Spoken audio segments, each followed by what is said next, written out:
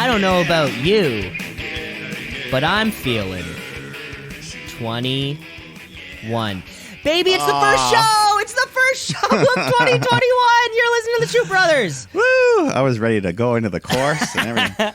This is the Shoot Brothers Wrestling Podcast. Of course, this is the only wrestling podcast that's online. It's hosted by myself, Cameron Osborne. It's also hosted by Mike the Shoot Shepherd. And, 22! And I know, Mike, that's come 2022, that first show. You've already got the intro covered. I know it. I'll have to remember. We'll have to remember. I don't know about you. I'm feeling it's 2021. And then you know what happens the next year? What's 23? Oh, nobody No likes one you when likes you're you 23. when you're yeah. Shit, we should have been doing this the whole time when it came to songs with numbers in them. Yeah. We should have been doing this the whole time, but we didn't. And we're back. We're back after the Shooties. What a show that was! What the biggest show of the year, of course, and it's a lot of fun. Yeah, the Shooties are always fun. I've noticed a lot of other shows been ripping us off with their own awards and stuff. Oh, really? Yeah. Have you heard about these things, the Slammies? That feels like a direct ripoff. The Slammies, yeah. I mean, that was very close, and even some categories and winners were the same. And Jesus Christ! And then Sami Zayn double ripped us off. The Sammies. Yeah. Oh, that son of a bitch! But we hope that you had a great time listening to the Shooties because, of course, it's always a lot of fun. And the tolls are officially open for again. Yeah, the polls. I mean, the tolls and the toll polls. booth. I don't know. Yeah. The tolls and the polls are open for what will be the Shooties 2021, which I'm sure will be just fucking as great as 2020 was, wrestling point of view. There's already, I just saw a good meme this morning as I got up. You know, we all had a rough 2020, and there's like the picture on the left. It's like 2020, we're finally over. And then like 2021, 6 days in, the shit that happened yesterday. Yeah. Just a picture of that, but we're gonna make it. We're here. Yeah, the professional wrestling world has nothing to do with the current social climate. Although one of them is a current Hall of Famer, the president. So oh yeah, I forgot about that. Bit. I forgot but, about that. Who knows? Who knows? That's. Anyways, yeah. Enough of that. Imagine if that was something that like he flouted. Like he was like very proud about it, and he was like when he's on TV on the bottom of the bar, it says President of the United States, WWE Hall of Fame. Yeah, yeah, that'd be funny. I don't know. Somehow they snuck that one in. Linda McMahon snuck that one in there somehow. He doesn't wear. I've never seen him wear his ring. They give you a ring, so. Oh yeah, what does it look like? It's just like gold and black with the big W logo in the middle. Oh, so kind of. And then there's like engraving like diamonds when you look up close. So it kind of looks like a mini WWE championship that wraps around your finger. Basically a sports championship ring. That wraps around your finger. Yeah. Yeah. Who knows? We'll see if he stays in the Hall of Fame. But yeah, like we were saying, the professional wrestling season has already begun, and we have a little bit to catch up on before we kind of hit our normal week. So let's kind of take a rewind to a week ago's whatever it's called, Wednesday Night Wars. Who won it? Who knows? But we had some stuff going on first. Let's get into, of course, it was AEW. Of course, it was the Brody Lee tribute show, the Dark Order show. Yeah, one of the most emotional wrestling shows you'll ever see. You'll ever see in your life. Yeah. So, of course, the beginning, they have the whole roster out there. They do the nice 10-bell salute. But I think they accidentally did 11. One guy started chanting in the crowd early. I don't know. Oh, yeah? Didn't matter. The whole gesture was nice. You know, the two sons, Brody Jr. had his mask on, and the other kid, I think his name's Noah or Nolan. I didn't get it. Nolan, I saw. Nolan? Okay. We want to be correct. So they were both there. The wife was there. Everyone's crying. Miro was breaking down. Every time you look at a wrestler crying, it just makes you want to cry because it's so sad. Yeah. It's like watching an athlete cry. And you're like, God, I feel it too. Yeah. So then throughout the night, they're doing like the sit-down interviews with Moxley and Darby and all that. But we get a bunch of nice matches featuring Dark Order in some manner or the other. Like Young Bucks team with Colt Cabana. They beat Matt Hardy in the Private Party. And, Colt, Chris Jericho on commentary. He did a great job as always. Cabana, you could see him crying when he comes out, and Jericho's like, you're going to see a lot of red rimmed eyes tonight, but it's okay to cry, damn it. So even the heel's like, gotta let you have this moment. Yeah. So that was a nice opening match. Everyone's got their Brody armbands on, and then we got Grayson, Evil Uno, and Lance Archer, who looked amazing. He came out with his Luke Harper tribute, the jeans, the dirty wife beater. He not only looked like the Luke Harper getup, he looks way buffer. I like this look. He looked way better, I think. He looked cool. He looked badass, and even the way he was walking, presenting himself. Yeah, but I was going to say, like, a little leaner. Like, it looks like his shape has adjusted a little bit. Just so nothing to do with the clothes? Or you think figure, the clothes just make that look? Yeah, I think the figures added. Oh, sorry, the clothes added to, his little trimmed down a little bit. Yeah. So this was a great match. Of course, the Dark Order wins again. You'll probably see it a lot tonight. We're getting Jericho. Yeah, that's what he said. I also think Jericho was a little drunk on commentary because he was reacting to everything, just like anytime. He did it this week too in that Hager Wardlow Well, that's match. because they're both his boys. Yeah. He was really going off. But I think Jake the Snake hit a lariat at one point. Yeah. He got in the ring, and then Jericho was like. It was the biggest thing he ever saw. Well, and it was. Yeah.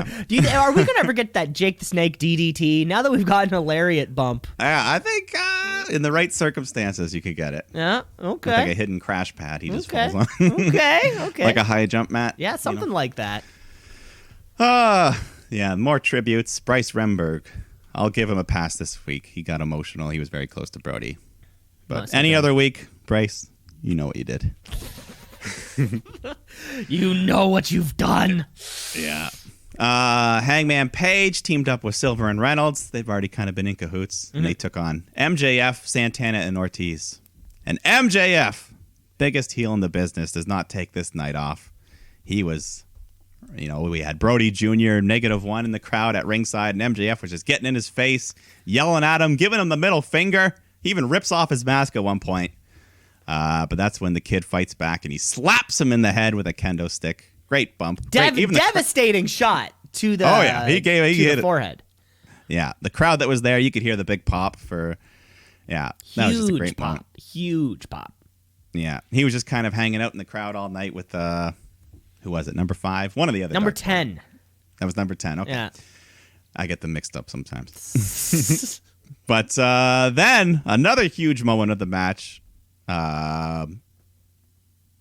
Who is so sorry? Am I getting ahead of myself? I think you are, but keep going. Okay. Yeah. So you're thinking the main event match is where the big return / premiere occurred. Is that what you're thinking of? No. Well, it was this match here when. Okay. Yeah, I remember now.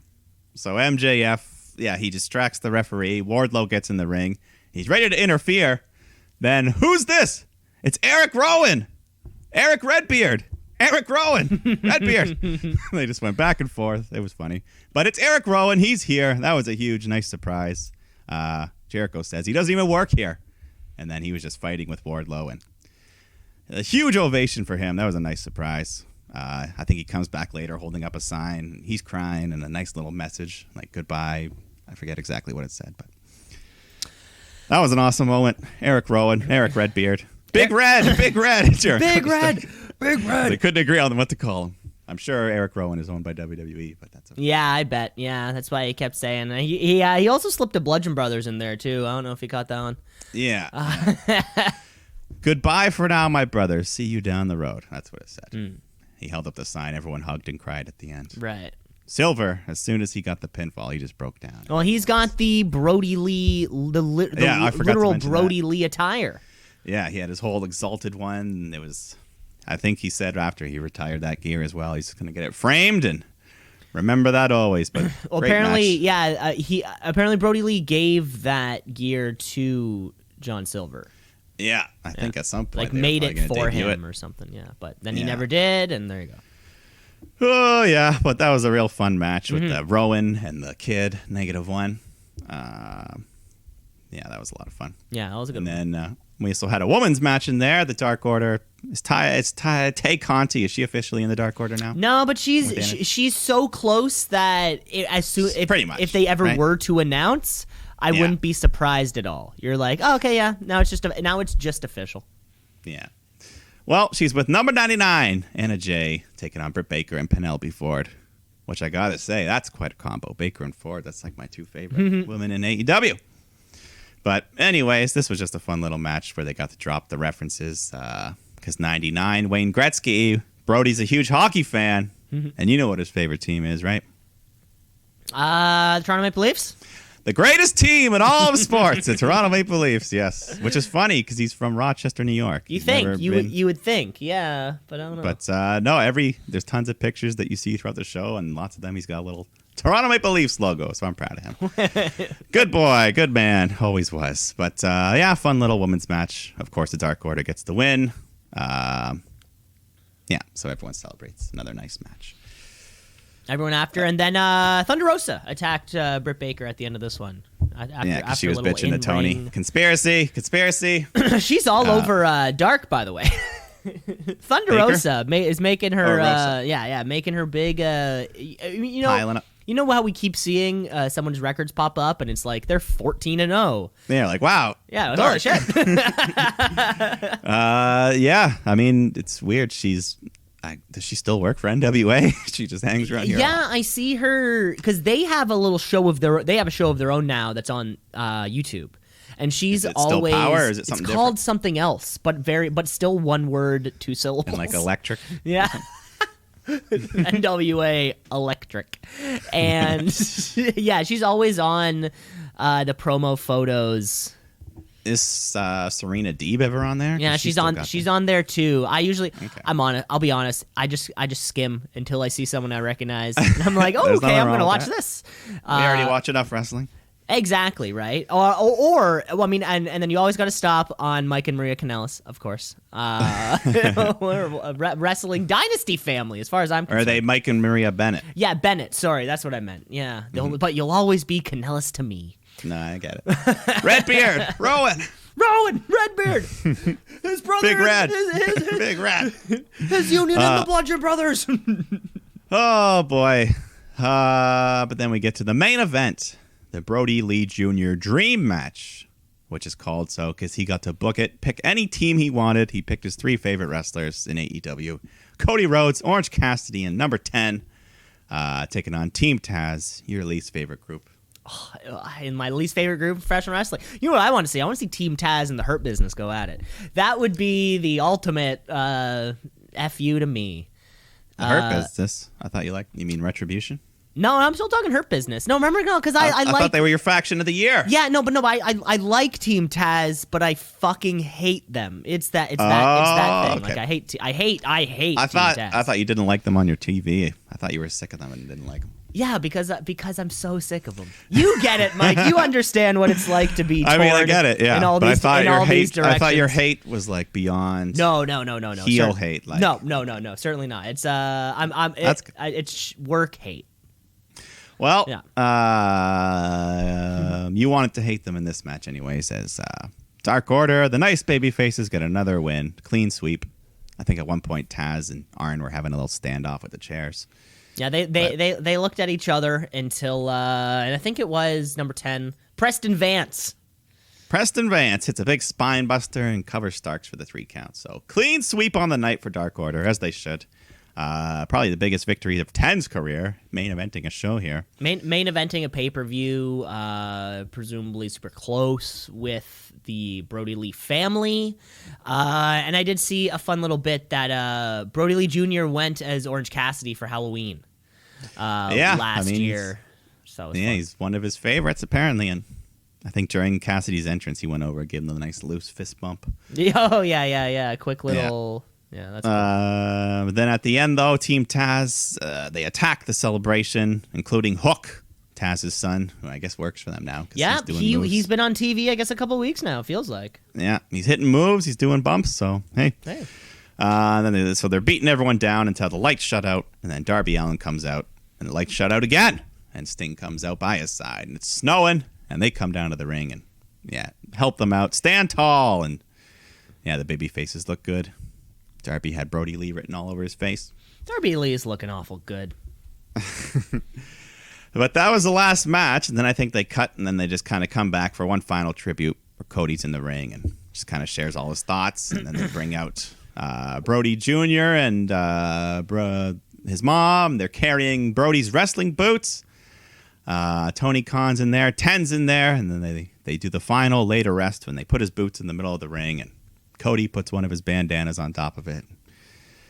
Tony Khan just gets on the mic and says, Brody Jr., you and your family, these boots are retired. Your father, the greatest TNT champion of all time, and to you and your family, the TNT champion for life, as he hands the belt over to Brody Jr.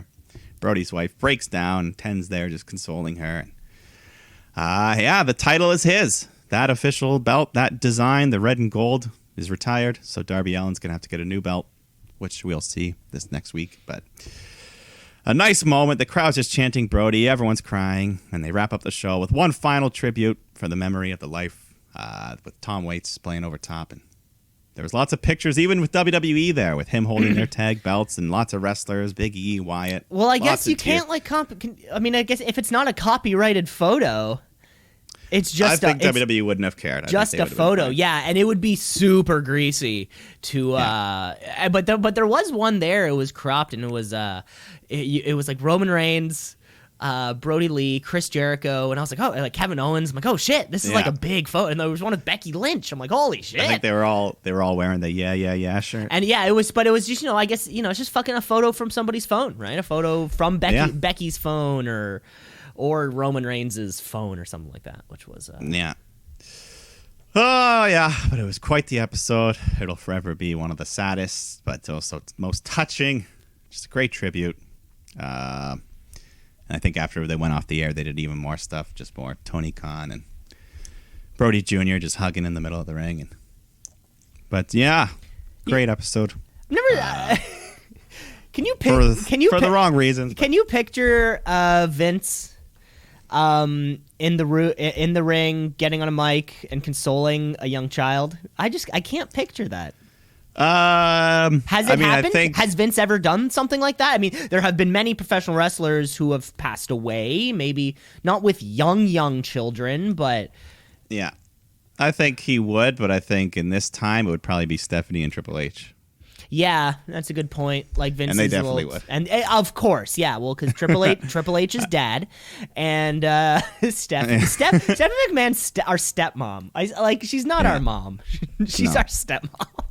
Yeah. But, yeah, that was a great tribute. I think the day or two after WWE released theirs, stuff they recorded, just a bunch of sit-down interviews, people talking, people breaking, crying. Just nice stuff for, yeah. But there'll be more little stuff as the years go by. There'll always be tributes to him. Of course, yeah. One hell of a show. The way a tribute show should be, and it went, and that was it. Yeah, it was perfect. All we gotta say. But there was another show. Oh my god, imagine having to compete with that. Imagine having to compete with that in the professional wrestling world. I feel like NXT should have just played the week prior's episode, and they're like, we're gonna take the L on this one no matter what. But we do have to build somewhere because we have New Year's Evil coming up. Yeah. We'll just skim over the important stuff. Or skim through. Yeah. Apparently, this was their year-end awards as well. See what I mean? Oh, everyone's ripping us off. Everyone's ripping us off. They gave out a little ring bell, though. I guess that's a little bit. But this was a direct rip-off. Category and winner that they gave a breakout star of the year to Shotzi Blackheart, just like I did. So Regal's peeking at my answers. No, he must be. He must be. Because William Regal has final say in who wins the NXT awards. Yeah, and then the tag team of the year for the third year in a row, Undisputed Era got it. Wow, Jesus Christ. Yeah, no one else deserves it. Yeah. And then we got the conclusion, I believe, to our foreign film, where Boa and Zaya, they're now training with weapons. They got swords and staffs. They kneel down in front of this hooded figure who rises from the chair and rubs this mark on their face. And we get a small glimpse of this, it was like a monster with these green, sharp teeth. Just kind of blew some smoke in their face. Yeah, or it looked like a see-through Predator mask. Yeah, it was some sort of like a mesh Predator mask thing, and you can kind of see through their face. Looked real cool. Yeah, it's cool. It's probably part of like their entrance. They wear it and then they take it off. I don't know. Yeah, and I have no idea who's under there. I don't know. We're getting teases, but they all walk into the light, and then a big symbol appears. It says next week. So New Year's Eve, we'll find out. I have no idea. Yeah. And then the award for Female Competitor of the Year goes to Io Shirai, which I think we can both agree with. Well deserved. And then the Male Competitor of the Year was Adam Cole. Baby. Which, I don't know. His was more weighted towards the beginning of the year. Yeah, it does sort of seem like it would have been, which is funny. Maybe Keith Lee could have got that. I don't know. I guess he wasn't around to accept it, so like, fuck it. Yeah, that's a good point. Well, I was going to say Kyle O'Reilly. I was going to say it was a two-man race, Adam Cole or Kyle O'Reilly, because we did lose Keith Lee. Yeah. Finn Balor had a good. Yeah, he was injured, but he was injured for I feel like the most of it since the comeback. Ciampa, Gargano haven't really been in that running. Yeah, I guess I don't know. Adam Cole, Keith Lee, Kyle O'Reilly, they all would have been.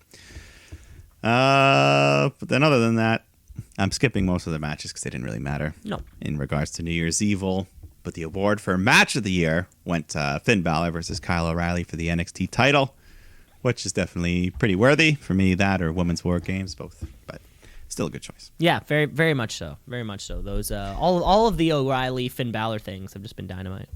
Yeah. The Future Star of the Year went to Austin Theory. I mean, up until the Gargano star, he didn't do anything, but whatever. Yeah, Austin Theory, who's still not British as much as I think he should be. I guess he's just American, right? Just American, I guess. Just boring old American. But then the main event, 2020 overall competitor of the year goes to Io Shirai. So good for her. Yeah. And then the main event, the only one we'll talk about, it was a title match, of course. Johnny Gargano defending his North American title against Leon Ruff, trying to finally break the curse of never having defended a title. Mm-hmm. But, Ruff puts up a good fight, works hard, but the rest of the Gargano, or the Way, are all hanging outside the ring. So all that shit is too much for him to overcome. And Johnny hits the one final beat, gets the win, retains his title, breaks the curse. And that's how they close the show. Loomis comes out, makes a bunch of drawings. And that's the card for New Year's Evil. Loomis comes out, makes a bunch of drawings. Well, he shows us his drawings. Then we get our promo photo for whatever that will be. Yeah, that's right. He's a talented artist. I know. I mean, hey, if this whole I can't draw that well. No way. If this whole wrestling thing doesn't work out, I don't know. Maybe he could just go to the graphics department. What he should be like secretly, like all these drawings he's doing, just be getting the stars to autograph them for him and then just start selling them on the side. Oh yeah, I'm sure the Dexter Loomis Etsy page is through the roof. Yeah, just pretend it's like, hey man, my daughter's she really loves you. Could you sign this thing for her? And then boom. Could you sign 3 more? Boom! Boom! A Dexter Loomis drawn Johnny Gargano signed by Johnny Gargano. That would be that's pretty cool. That would go for hundreds of dollars on the market. Thousands. Hundreds. Yeah, that's a good point. Well, I don't know. It depends how big the piece is, I guess. But that was the Wednesday recap because we missed it. With the New Year's Eve and all those kind of things. So I guess that means this is the beginning of our professional wrestling week. Yeah. Hell yeah. Hell yeah. Hell yeah. You know what that means? We're talking tweet of the week. It's the tweet of the week. It's the tweet of the week.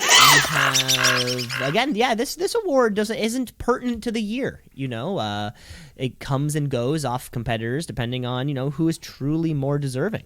And I think this week we have to give the tweet of the week to 2-time Tweet of the Week champion MJF. The shooty winner for, of course, best gimmick, the consensus best gimmick award. Who earlier on in the week, when AEW tweeted out that as part of their just kind of tweets, they tweeted out the clip of -1 Brody Lee Jr. smacking MJF in the head. Mm-hmm. With that kendo stick, and MJF quote tweets that and just responds by saying, "Fuck that kid." I love it. He can't stop. He cannot stop being MJF. He There's no switch. There's no switch. It's not on. He doesn't turn it on. He's always at this fucking level, and I think that's part of the reason why we love him so much on the show. Well, there was one small moment, but I don't think he even knew he was being filmed. When I think you and I talked about. I watched Being the Elite, that speech when Eddie Kingston's giving that speech to the whole locker room after the Brody Lee show. Mm-hmm. One of the guys sitting front and center is MJF, just listening closely. And as soon as Eddie's done, he just starts clapping. But he probably didn't know he was on camera, because that was probably the nicest thing I've ever seen MJF do on it. Oh, really? I didn't notice MJF in that. Yeah, he's sitting. You can tell it's him by he's got a mole on the back of his neck that's large. Right. Okay. Yeah, that's. But yeah, he's sitting there front and center, listening closely, and then he starts clapping. The nicest thing MJF has ever done. Wow. For now. But yeah, it's MJF, 2-time Tweet of the Week champ, right? 2-time congratulations. That's great. Well, let's just get right into the rest of the show, because we're starting 2021 off with a bang.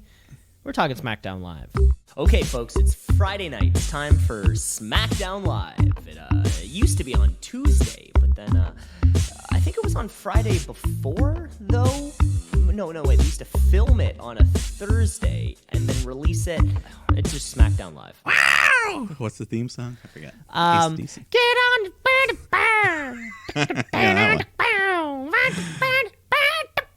I think I just sung 7 different AC/DC songs. Yeah, they bleed well together. All in one. Yeah, I'm sure you could. I would love to find the YouTube compilation of just like the same classic AC/DC drum beat, but then just like swapping off the riffs for all the songs and making something that works. But we're talking SmackDown Live. We're opening up with AC/DC. No, it's the "Are You Ready for a Good Time?" That's what it was. Are you ready? Which also sounds like "Ride on the train, ride." It's all the exact same song. But love me for the money. Yeah. But the Tribal Chief's here. He's coming down. More promos about Kevin Owens, and Owens is like, "Hey man, you should be embarrassed. Jey Uso had to help you so much to win that ladder match and handcuff me in that cage match. There's no big dog anymore. You're just a giant bitch." And then he challenges Jey to a match later. Classic Roman Reigns being the best in the business right now. When was the last Roman Reigns match that we got? Was it it was kind of like the week prior Christmas cage match? The Christmas in a cage match. Yeah. I forgot about that one. Yeah. But no, lately, he hasn't been resting on TV too often. Yeah, it doesn't feel like it. Yeah, short of that Christmas Day match. It feels like we only maybe a tag match with Uso here. Yeah, here and there. But Jey Uso in another main event. Yeah. Yeah, he's kicking off the year the way he ended it. Yeah. But we're kicking off with the new Intercontinental Champion, Big E, fighting King Corbin. Corbin's got all his knights there, and Sammy's there at ringside. But short match. Big E gets the win. And then Big E gets the win when Sammy jumps in, causes the DQ. But then I think Apollo Crews comes out to help him. And then it just kind of turns into a tag, right? Yeah, I was going to say. It turns into a different match. Yeah, those 4 men have a tag match. Apollo hits his spin-out powerbomb, gets the win. Have we? So, hey. Has it been more than a year since our last King of the Ring? Yes, we missed it in 2020. Right, so... I want to say September of 2019, Corbin was crowned. Yeah, I want to leave the King Corbin gimmick. Me too. I'm just kind of like done with it. I'll like go back to Bear. I mean, obviously he's not going to grow his hair back out. I think we've accepted No, he couldn't. I don't even think he could if he wanted to. But I don't think he could if he wanted to either. But yeah, I think I'm kind of done with this King Corbin thing. Maybe clearly. But I mean, he's got his knights now, so what are they going to do? Well, and like we've said before in the past, clearly he's doing something so right because he's on TV every week. Like clearly he's doing something right, but that we just don't know what it is. Someone likes him. Somebody likes him. Vince so likes him. Let's just repackage him. And but I am done with King Corbin. Mm-hmm. Yeah. We get the Riot Squad taking on Tamina and Natalia, and Billie Kay's there managing them for some reason. Yeah, Billie Kay, still, I guess, she's been handing out resumes for months now. Maybe someone finally took her up on it. I guess they let her be a manager, but during the match, Tamina and Natalia just end up yelling at her because she's squawking too much. But then Tamina's got Liv Morgan set up for a Samoan drop, but then Billie jumps on the apron and yells, "Samoan drop, do it! Samoan drop!" But Tamina just goes, "Whoa," and then Liv rolls her up for the 3. And then afterwards, Billie Kay just says, "Fuck it," and goes and celebrates with the Riot Squad, saying, "We won." So she picks the winners. I don't know. I don't know. Just because this is one of those things that the Billie Kay build, the managerial role of Billie Kay has been building for so long that I don't know if I care anymore. Or when she was handing out, when she was handing out her resumes, it was fun. But then I feel like we sat on it for too long, and now is she just... Yeah, who knows? She just needs to give a resume to Peyton, and we can all move on. Or manage this women's division, because it's falling apart. I don't know. But let's have a better tag match. Better women's tag match. Back-to-back, we got Sasha and Bianca Belair taking on Bayley and Carmella. So this was a fun match. I think Bianca suplexes Bayley to the floor, taking her out. Sasha's got Carmella in the bank statement, but that damn Reginald, he pulls her out. He's always there to save her. And then I think, he comes back in. He starts doing flips and shit. I don't know. He's crazy. So Sasha punches him in the face, but the distraction allows Carmella to hit the face buster, gets the 3 count, thanks to Reggie. Setting up what will probably be the rematch, the Carmella-Sasha Banks at the Rumble. I guess that's kind of where we're heading towards right now. Mm-hmm. Yeah, I guess might as well. Yeah, I guess. Because Bianca Belair's got a chance to win that Rumble. Yeah, I surely guess she'll Bianca be in. Belair has to be in it. But crazy. These two, so I guess we got back-to-back women's tag matches. Yeah, you probably don't see that very often. Not only would you never see that. It was crazy how much better this one was than the one before. Yeah, definitely. Just the level, the skill level, flat out. Because I guess between these two segments, we got 4, 8, 9 women involved, which is thumbs up. But yeah, this one was so much better. I don't know how that happened. Well, look at the names. Just name and times. Yeah, but speaking of the women's division, we get a nice little surprise return as Sonya Deville is just seen walking backstage and just turning heads the rest of the locker room as she walks by. They're like, "Ooh, shit, she's back." And she's looking sharp. Back in her all black John Wick look. Her stylish woman's pantsuit. That's what it is. But that was all we got from her, though. I think we didn't get no promo or anything, but I'm just excited. Yeah, nice we were waiting, hoping, and kind of giving the time that she needed to be away. And hell, this was something that I didn't see coming. Yeah, this is nice. And Mandy Rose is on the other show, so she'll have to start something new storylines. Yeah, we'll see. So, anyways, that'll be fun. Street Profits come out for the New Year's Day Smoketacular. They just talk about 2020 being a bitch of the year, and but not for them because they were great as a tag team. And they pull back a curtain to reveal a drum set. And Dawkins sits down, starts banging around. Ford reads out some predictions for 2021. And anyways, I think Ziggler and Rude show up, and they all fight, or they beat up Ford, smack his legs around.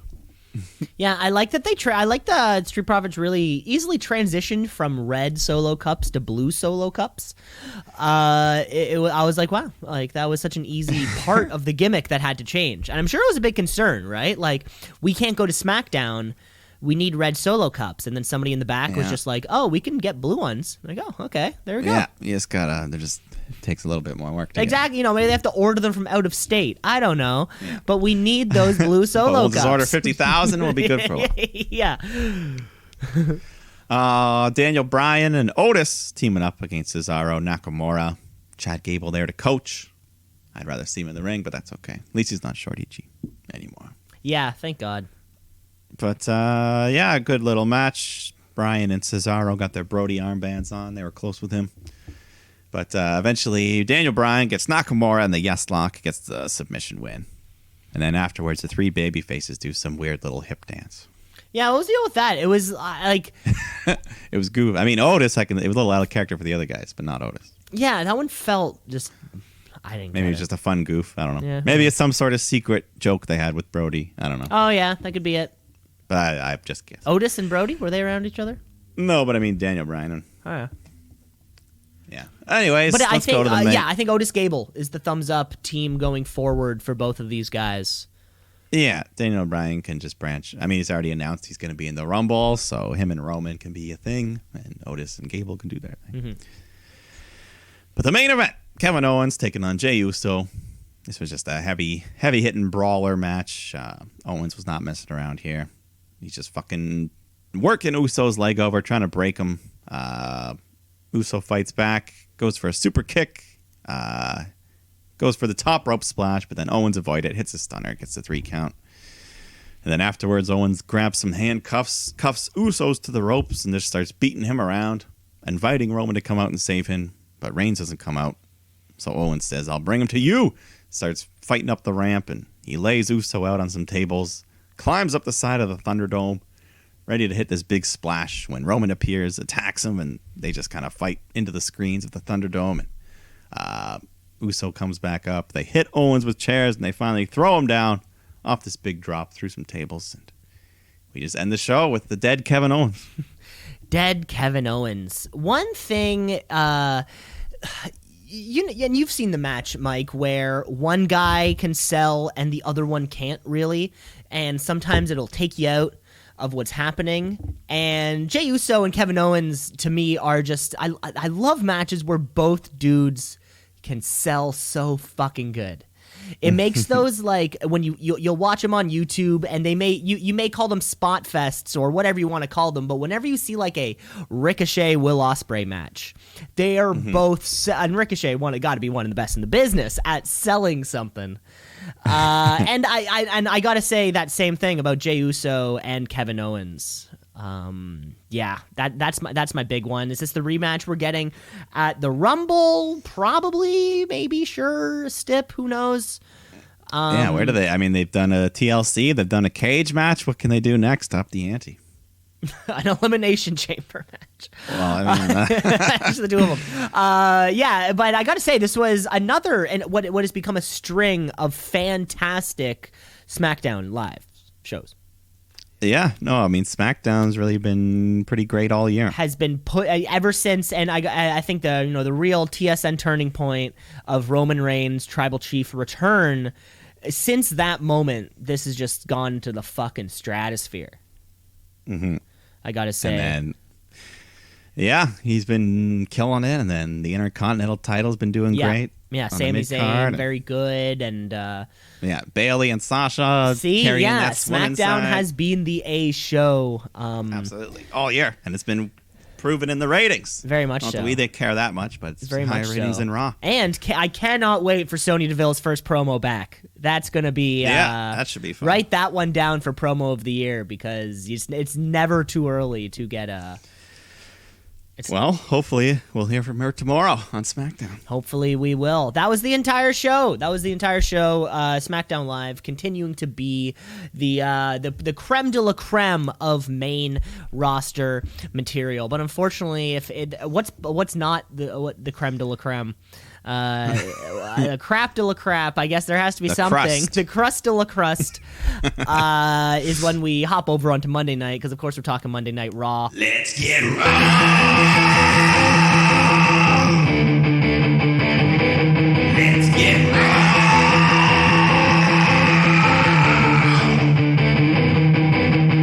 Legends Night. This is Mike, I really look forward to the point in this podcast where we have a whole new show that is just clips from previous episodes of the podcast. You know, like what will be our first clip show. We'll be like, remember when this happened? Remember when John Moxley? Remember when Lacey Evans? Yeah.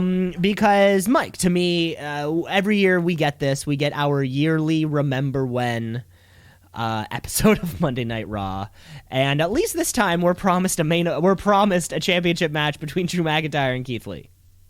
And various legends. And the show opens with a Hulk Hogan phone. Skip. What is this phone? No, people want to know, what is this phone? Seriously. I have no fucking idea. This Hulk Hogan phone picks up and it's, hey, welcome to Legends Night. And then we go to the ring where Mizmo are there for Miz TV, and they cut a promo about tonight's episode saying Miz is the biggest legend of all. They bring out their guests, Xavier Woods, Kofi Kingston, who tell them they have a talk show now as well. New Day Talks. So they're just mocking Mizmo. They're New Day Talks. They turn the interview around. They start asking them questions, and Miz gets pissed off. And we get our next legend, Teddy Long, former general manager, who comes out and says, with his years of experience, he's got the solution. Miz and Morrison, you will face The Undertaker. The New Day freak out. Adam Pearce has to come out to tell Teddy that Taker's retired. But he says, my bad, player. And we're going to have a tag team match. So that was the old Teddy meme from back in the day. Every week he would come out and either make a match with The Undertaker or a tag match. Nothing else. Okay. That was his thing. So Miz Morrison, New Day, they have a fun little match. Nothing too crazy. Woods hits a Shining Wizard to get the win. I guess that's a new finisher for him. Yeah, that was interesting. I guess he kind of had to... Yeah, maybe he needs to think about life without the Miz. Or sorry, yeah. Mike, yeah. Okay, here's what we're gonna see a lot of this over Legends Night, and Mike, I know that your eternal optimism sometimes, it's what keeps this show on the lighter side, the brevity of it all. Yes, from the man who likes the dark, dreary days. From the man who wants the gray skies. Yeah. But I gotta say, the man who wants the sunshine. Mike, our Monday Night Raw ended last week with 13-time world champion Randy Orton. 14-time world champion Randy Orton almost setting a 27-year-old woman on fire. For better or for worse, it was an effective cliffhanger. I'm thinking to myself, holy shit, we almost watch a grown man light a 90-pound, 5'1" woman on fire. Surely the first thing I see is going to have to address this very, very, very serious issue. However, in classic Vinnie Mac fashion, when we bring back our legends, it's about putting them over, not about putting over the stories that we're trying to tell the whole time. Well, it was the second thing they got to. Oh, okay, it was the second thing they got to. Yeah, I would have liked, as soon as you know these Legends Nights happen, you know exactly what's going to come. The way in which they treat the people backstage, they're meant to be kind of like poked fun at, for kind of little pops as you go. And that's just sort of the night that we prepare ourselves when we have Legends Nights. Yes, but let's address your concerns. Please. Because Charlie's backstage with Randy Orton talking about, hey, man, last week you had that match in front of Alexa. She was doused in gasoline, but Orton says he couldn't do it. I faced the Fiend, and I changed. I showed Alexa Bliss restraint. I showed her mercy, and I hate myself for it. But I can sculpt that hatred, and I'm capable of anything I want. So I don't know. Yeah. He's capable. He chose not to murder her. It was a choice. He's pro-choice. Well, I'm glad we got to it after Miz TV. Well, people complain that they don't start the show off with matches enough. Yeah, that's a good point. They ended with a match last week. Ha! Yeah, that's good. It's nice to end with a match. I like ending with matches. Then we get footage from some New Year's Eve TikTok, where Angel Garza rolls up R-Truth to win the 24/7 title. And then we cut backstage where the new champ Garza is talking to now legend Alicia Fox. We haven't seen in a little while, but I guess she quietly retired. Then he walks over to more legends, Tatanka, Mickey James, and Sergeant Slaughter. I don't think Tatanka said a word. Nope. He was just standing there in his a white man in his Indian headdress. Not a single one. Sergeant Slaughter did his little promo, just like, maggot. I don't know. Slaughter's boring. I never liked him. Stupid. Slaughter. Anyways, AJ Styles and Elias have another match. But like last week, I thought it was actually pretty good. Good chemistry they got going on. I like the ending, too. AJ hits a nice brain buster, followed by the Styles Clash to get the 3 count. Feel like he doesn't do the Styles Clash as much. We don't see it too often anymore. We get a lot of phenomenal forearms, a lot of calf crushers. Yeah, I love the calf crusher, though. Oh, yeah. All 3 are great moves. But and then afterwards, Jackson Riker storms the ring with the guitar, takes a swing at AJ, but almost kicks the guitar, smashing it away, saving AJ. Pretty nice kick, I gotta say. I felt like that was a botch. Why? I don't know. It just felt like. What do you think was supposed to happen? I don't know. When I saw it, I was like, "Oh, you missed." I thought it was Oh, okay. No, he kicked the guitar away. Oh, okay. He saved him. I thought it was a good kick. I guess he botched it. Oh, okay. Who botched it? Nothing. Never mind. I don't know. Anyways, at least we know Omos can do a move. He had decent flexibility. Khali could never do that kick. I'll tell you that right now. Backstage, Riddle's hanging out with the Big Show, pitching him some great ideas like the Big Bro. Then he goes off to get ready, and Randy Orton comes up and just starts being mean to Big Show, getting in his face, which he'll do the rest of the night. Mm-hmm. To the other legends. Because we're going to get more of them, that's for sure. Some future legends. Charlotte Flair and Asuka taking on Peyton Royce and Lacey Evans. And Ric Flair's there at ringside. But this is not a tag title He's also match, a legend. Yeah, he's still alive. He'll be a legend as long as he's alive. Yeah. At least. We get some decent tag wrestling. Lacey Evans is trying to seduce Ric Flair, and he's more than ready to take the bait. But Charlotte knocks her to the floor and then goes back after Peyton Royce. But then Charlotte's own father, Ric Flair, grabs her foot and trips her. Trips his daughter. So Peyton follows with a crucifix pin. Gets a 3 count. Huge win for her, but Ric Flair cost his daughter the match. Huge win for Peyton Royce. Yeah, and Lacey by association. They should get a title shot for this. And Lacey's grateful afterwards. She goes and gives Rick a little kiss on the cheek. Hopefully it was worth it. Charlotte's not happy, though. She just gets in his face and says, "Stay out of my business." So, what was that trip about? Was he doing it just to get some action? This is... Or do you think it was a botch? Like he was supposed to be less obvious? So this is where I got confused also, whether it was a botch or whatever. So if Charlotte's with Asuka, Charlotte's a babyface, and belittling and berating possibly one of the most beloved wrestlers in history of the business. Yeah. That's not a babyface move. So it makes me wonder about that finish. Like, how the fuck did that happen? Yeah, because they both look like heels then, Rick and his daughter. Both of them did. Who the heck knows? Yeah, and it felt like Asuka just kind of disappeared at that point. She was like, fuck this. Well, exactly. Well, I mean, it's like if we're turning Charlotte heel or if we're involving Rick into something that he'll be, you have to separate Asuka from that immediately. Well, you got to get the belts off them. Immediately. The Rumble, baby. That's what the Rumble's for. No, I could definitely, if this is the start of it, I could see Charlotte going heel sooner than later. And if they want to use Rick as the punching bag, that's an easy way to do it. Just bully the old man. Bully your dad. Bully your old man dad. Yeah. Then we go backstage. Drew and Sheamus are hanging out when Hulk Hogan and Jimmy Hart appear. And then they put them over. And then I think Hulk and Drew do a little Hulkamania thing together. Yeah. Yeah. Riddle and Bobby Lashley.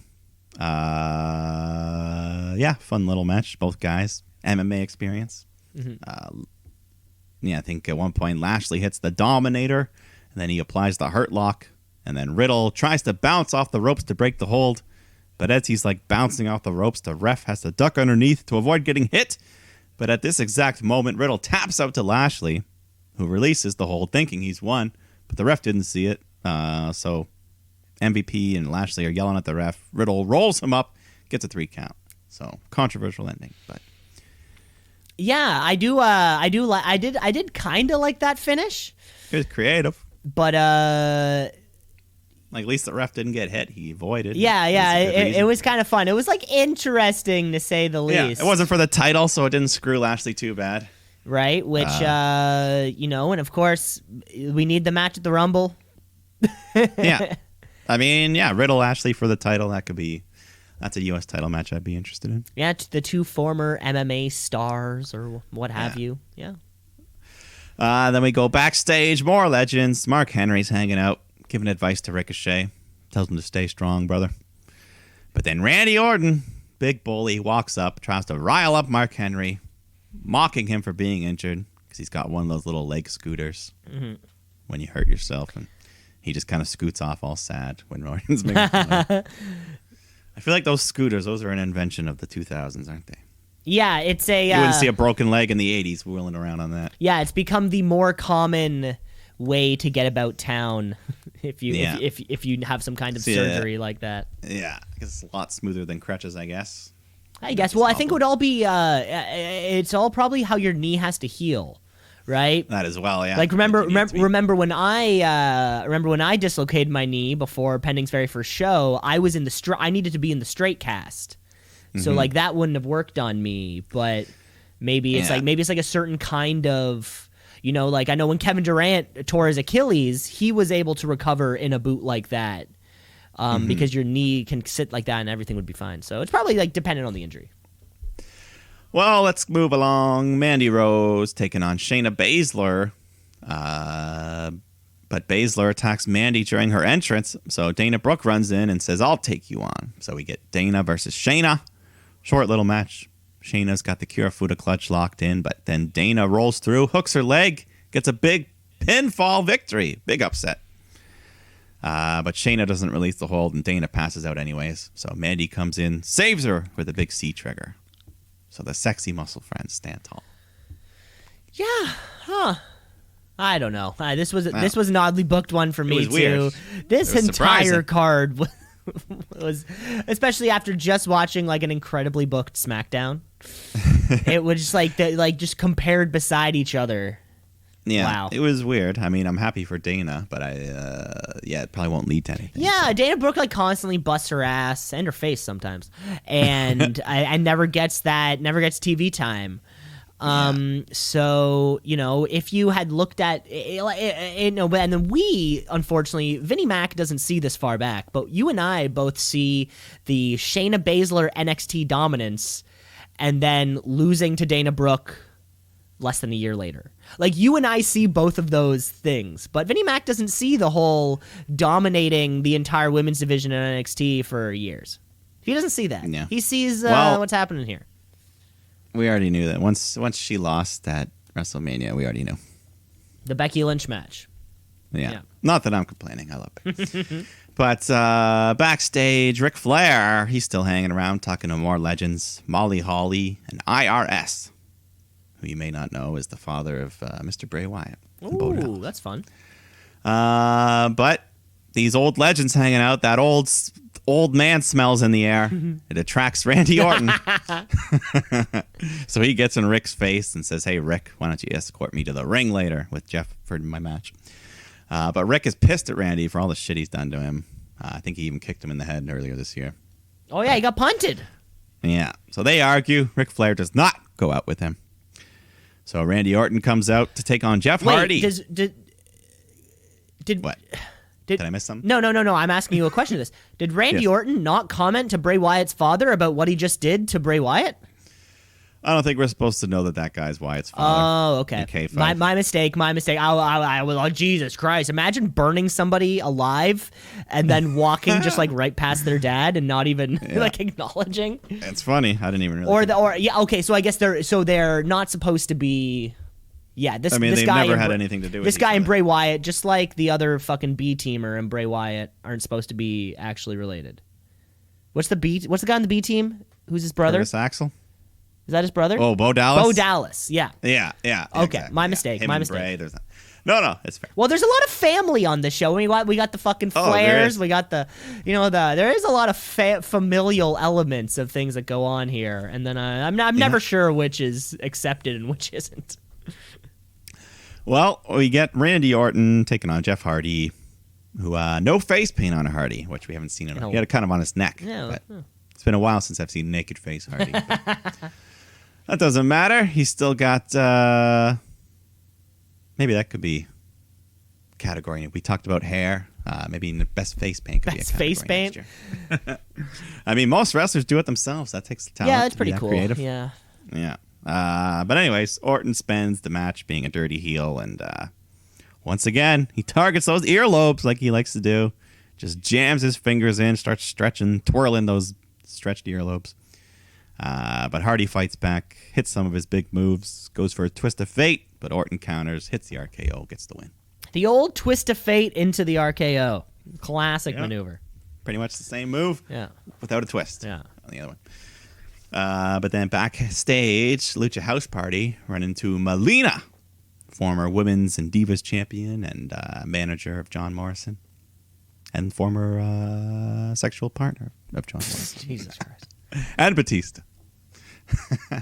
Did you have any idea who she was? I have no idea who this person is. Yeah, well, the only thing she did was the Lucha House Party came up and they all chanted Lucha. And then Lucha House Party took on the Hurt Business. They always look good whenever you get a chance. Cedric and Shelton starting to do some small disagreeing, tagging each other in forcefully. And their arguing allows Lince Dorado to hit some cool Lucha moves, and he ends up pinning Shelton for the 3. So this was a night of upsets, it felt like. It felt like, a few of these little upsets going on. Yeah, so Lucha House Party, perhaps on their way to a tag title shot. And then a lose, MVP. and then a loss. It's like this whole thing was booked so oddly, and I think part of these these underdog things didn't help. Didn't help towards the strange booking of this entire Legends night. Yeah, MVP was not happy either. Just yelling at them. He's embarrassed that the two of them lost. Cedric just walks off angry on his own. Mm-hmm. And we go backstage. Nikki Cross talking to legend Tori Wilson when Angel Garza approaches to offer Tori a rose. But she tells him that she invited Cardi B, Kylie Jenner, and Ariana Grande to come to Raw tonight, and they're just down the hall. So why don't you go give Cardi B that rose? So Angel walks down the hallway into this pitch black room where the lights turn red. But it's not the Fiend, it's the Boogeyman. And he's coming to get you. So he scares Garza off, runs into the hall, right into R-Truth, who rolls him up to win back the 24/7 title. And then Ron Simmons makes his cameo to say, damn! But, yeah, you love the Boogeyman, right? Yeah, I love that we see him once a year. Yeah, whenever you need some goofy, like he was never... Yeah. No, absolutely not. Absolutely not. Well, I wouldn't say a single legend we've seen so far has been made to seem like they are an intimidating legend. It feels as though we're making fun of every single one of them. Yeah, pretty much. Yeah. Did you see the Twitter world hopping off after this segment, though, with Cardi B? I did see it, just because she was tagged and she was just like, I don't know what's going on. So she starts reacting to this stuff, and then Lacey Evans jumps in. Yeah. And then she says, like, hey, don't you step into my world, honey. I'll beat you up, you nasty. And Cardi B got worked hard. She tweeted and deleted some sort of, I don't know the exact word. She's like, I don't take some shit from some white girl telling me what to do, blah, blah. So once again, Lacey Evans, an early contender for Work of the Year, having Cardi B freak out on her, not realizing that it's wrestling, and she's just playing a character. Getting work. And at that moment, Vince McMahon literally came $. He's like, WrestleMania. Lacey Evans, though, I love it. What WrestleMania 37, Lacey Evans, Cardi B. Woo! Imagine that. That's the noise that she makes, right? That's the noise that's the noise that comes out of her gullet, that's for sure. Oh, God. She'd probably show up and be like, Vince would be like, Nicki Minaj is here. He would. And how he would know who Nicki Minaj is beyond me. Oh, boy. But had to throw that in because Lacey Evans just always on her game, ready to work anyone. Yeah. But let's go to that big main event. Like you said, this was Legends Night, but we got something to look forward to. Drew McIntyre defending his WWE title against Keith Lee. And we had all the legends just kind of sit down, or no, standing at the top. I don't know. Some of them were sitting. They were all at the top of the ramp. They were all there just to watch the match. So big heavy hitter, two big guys that can move around. They're fighting outside the ring when Lee pounces Drew over the barricade right into the Thunderdome crowd. And then at one point, they're still outside the ring, and Drew hits a big power bomb on Keith Lee through the announce table.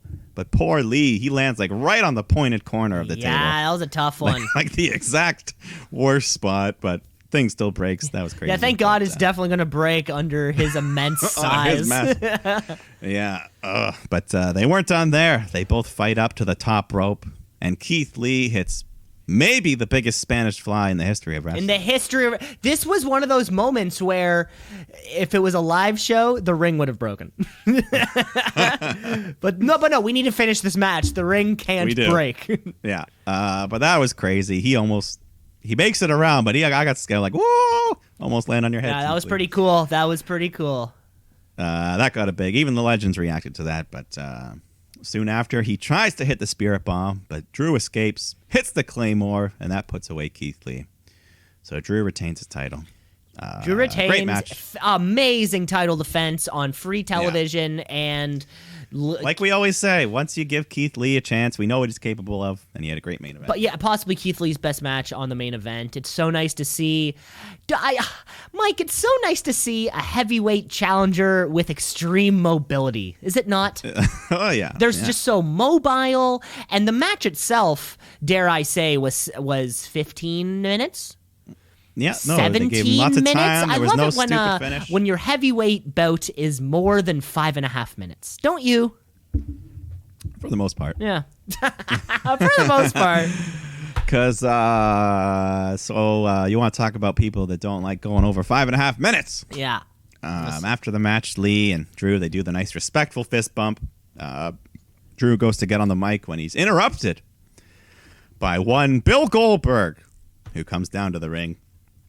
Gets on the mic. At first, he puts over Drew, but then he says the one thing you don't have is respect. You look at all the legends up here as washed up. You think you're better in your prime than their prime, and none of them poses a threat. And that's where I step in. And then Drew was like, I didn't say that. It was literally like, no, I didn't say that. You should... It's like, are you talking about Randy Orton? I'm talking about Randy Orton. He's been fucking around with people all day. So that was kind of weird. Kinda? But at the end of the day, it feels like they wrote the promo for someone else. And they just shoved it in at the last minute. Or maybe Goldberg was headbutting lockers backstage again. He forgot. I've heard... He did have a little mark on his head. He probably was. Now, I've heard a little bit about what may have happened. I don't know if you heard a similar story as to this, Michael. I did. Well, let me just finish where he officially challenges Drew to a title match at the Royal Rumble. Fucking great, because I don't know. And then he shoves him to the ground and they go off air. Or yeah, Drew's like, it'd be like fighting my dad, mate. If I fight you. You're fighting my pop. Fighting my father. So anyways, that's the thing. But as you were. As I was. No, okay, so I've just heard from other outlets that they fucked up the entire end. They just fucked up the entire last whatever of the show. Like the script or the timing? The timing of it all. So what? The timing seemed a little So abrupt what I heard was, you're right. McIntyre was supposed to cut a promo doing the things that Bill Goldberg just said. They ran out of time. When Drew McIntyre was cut off, he was like, shoot, cut off. Yeah, he was actually going to say something. He fucking let's go. I also heard that, so they were supposed to, so McIntyre was supposed to speak. Goldberg comes out. He cuts his promo. They go back and forth. Goldberg hits Drew with the spear. Drew McIntyre gets the Glasgow kiss in to end the show. And they did. You can find it on WWE socials where, like, you know, after the show went off air. Yeah. It's literally just the 10 seconds after they fucking went off air. Like... Mm-hmm. How long do you have to do Monday Night Raw to know how much time you have to do Monday Night Raw? I mean, I know it's only been a 3-hour show for the last 12 years, so I get it. It does take a little bit of time to adjust, but I don't get how these timing things can happen. I just, from like a production standpoint, I don't fucking get it. Well, and I think they're allowed to go over anyways. So I don't know. And then why didn't they? It just right. I don't know, yeah. They definitely, the ending was fucked up a little bit. The whole thing was weird. The whole thing was fucked up, and you know, so it's like, you know, it's if we had just cut out the boogeyman, had we just cut out the Hulk Hogan phone, had we just cut out of any one of these tiny but many examples of humiliating legends. Imagine if your boss called you back once a year just to take a big shit on you, and then you're like, well, he's giving me $50,000, so I got to do it. Like, that's sort of what it feels like to be no Carlito, by the way. That's kind of yeah. He was him and yeah. There was him and one other guy. That's kind of how it feels like whenever these Legends show happen. And you're right. I'm listening to this promo, and I'm like, they mix it up. It was supposed to be for Randy Orton, but I feel like Vince is in such a way that Goldberg went out there knowing he was going to have to say something that wasn't going to make any sense. But you got to say the script. So he couldn't kind of work in his own promo there because Vince would have had a heart attack backstage. Yeah. Yeah. So this is terrible. This is a worst case situation the match is gonna for be Monday bad Night too. Raw. Cuz what happened to Kevin Owens? What happened to Bray Wyatt? What's going to happen to Drew McIntyre? Brock wins the Rumble, you can fucking see it happening already. You just see the dollar signs in Vince McMahon's eyes. I don't think Goldberg's going to be Drew. You don't think so? No. But well, I mean, but if history does repeat itself, the last 2 times this happened. I know. But I think this is kind of replacing Goldberg never had that match with Roman Reigns that he was supposed to, that I think he was going to lose. So now they're just transferring that loss over to Drew. Because Roman's doing other things. Maybe that's a good point. Maybe, I mean, dude, if Goldberg had shown up in any capacity on SmackDown, I would have, that'd be it.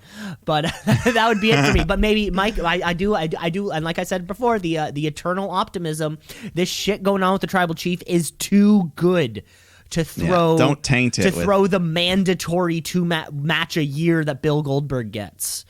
And I mean, Mike, I pray that you are right, and Drew McIntyre walks or struts down Claymore, to WrestleMania. pin, retain. I don't care how it happens. But because I don't think like if Goldberg were to win, who's his opponent? Who's the big challenge? And that's what I don't. After such a fire match like this against Keith Lee, Keith and Rand, and with all the shit that Randy's been doing over the past year, one of the best runs I'm sure of his career. Like, it feels like there are other competitors that are not named Bill Goldberg. Like you said, I guess the 2 matches a year. They want to bang one out. Since we can't go to Saudi. Yeah, get it out of the way. First pay-per-view. Fuck. Then we got 11 months to worry about the next shit. Yeah. Oh, my God. Because by October, they might be back in Saudi. Who knows? Oh, yeah, they're waiting to go back to Saudi, give them the match there, and then fucking go home. Go home, Bill Goldberg. And I gotta cover my own tracks just for a second here. There is a difference between Bill Goldberg returning and then Sting walking down those steps every single week. At least in my mind, there is a difference. Just because Sting, it's been a month now, and he hasn't been thrusted into the main event picture, i.e. challenging for the title. Yeah, like when you and I went to SummerSlam, we got the perfect Goldberg, a nice 2-minute squash in the middle of the card. So we had a lot of fun. We got the chant. Didn't ruin anything. Yeah, that was fun. That was fun. See, that's what Goldberg should be. But yeah, he shouldn't be main eventing for titles at this point. Which he probably won't because it's the Royal Rumble, so that'll main event. But anyways. No, that's exactly right. He shouldn't. All he has to do is lose. And Goldberg, is it the name or the squad or the match that you want? Because Goldberg's a big enough brick shithouse that he's got Manager 101 written all over him. So you don't want him for him. You want him for the squash match. And at what point is it really worth it? Well, hopefully they'll reverse it and Drew will squash him. Oh, fucking thank Christ. I hope that would happen. Just like boom, boom, Claymore, boom. It's over in 30 seconds. Fingers crossed it was. But that's all. But that was Monday Night Raw. That was the entire thing. Yeah. The whole Legends Night. Join us this time next year when we'll probably do another one of these Legends Nights. Who's gonna make the cut? Who's gonna be good enough that they're called back, but not so good that they refuse to be humiliated on national television. Like, I feel like Alicia Fox fits into that glorious category of... Yeah, she didn't get humiliated. She was just there for 5 seconds. She was just there for 5 seconds, okay. But yeah, that was Monday Night Raw. That was the first half of the show, Mike. I think we need to take a break. Let's take a break. We're gonna take a break. We're gonna come back, of course, because we got Wednesday Night War, New Year's Evil, and the New Year's Dash to cover. Bash. So stick around. Let's shoot, yeah, let's shoot, yeah, let's shoot, brother, yeah, let's shoot, yeah, let's shoot, yeah, let's shoot, brother, yeah. Welcome back to the show, ladies and gentlemen, Street Brothers Wrestling Podcast. This is part 2. Of course, because the wrestling world never stops, as we know. Normally we kick off the second half of the show with a little bit of games or whatever in the middle. We're taking a little bit of hiatus on that. We're gonna figure out maybe just a new approach. I think a new way to market the second half. If I may. But so let's just get right into it then, right? Because I mean, we briefly highlighted the Wednesday of past, but this Wednesday's big just for as many reasons, right? Because it's kind of feels like it's the double header of like shows with a name. Yeah, they're little weekly specials. Yeah, we've been doing this ever since AEW has come onto the scene and NXT moved over to Wednesday, NXT extended their show to the 2 hours. We've been getting anytime there's one of these things, there's going to be another one. And I think it's don't always. And I think it's just up to whoever announces it first. Of course, we have like the beach break coming up in February. Who knows if we'll get a similarly themed kind of show on whatever. But let's move over to Wednesday night. Let's start talking about, oh my God, New Year's Evil. The NXT brand. NXT, what does it mean? I don't know, but it's some good wrestling. So NXT, watch and see. Gotta tap out a count out of 1, 2, 3. So. Which almost felt like, and one thing I love about all this, like the way it's all branded and the way that it's kind of all packaged, it feels like a pay-per-view. Yeah, you got the custom graphics, the logos. We get a cold open from the coldest man on the roster, the host of New Year's Evil, Dexter Lumis. He just kind of walks into the empty Capitol Wrestling Center.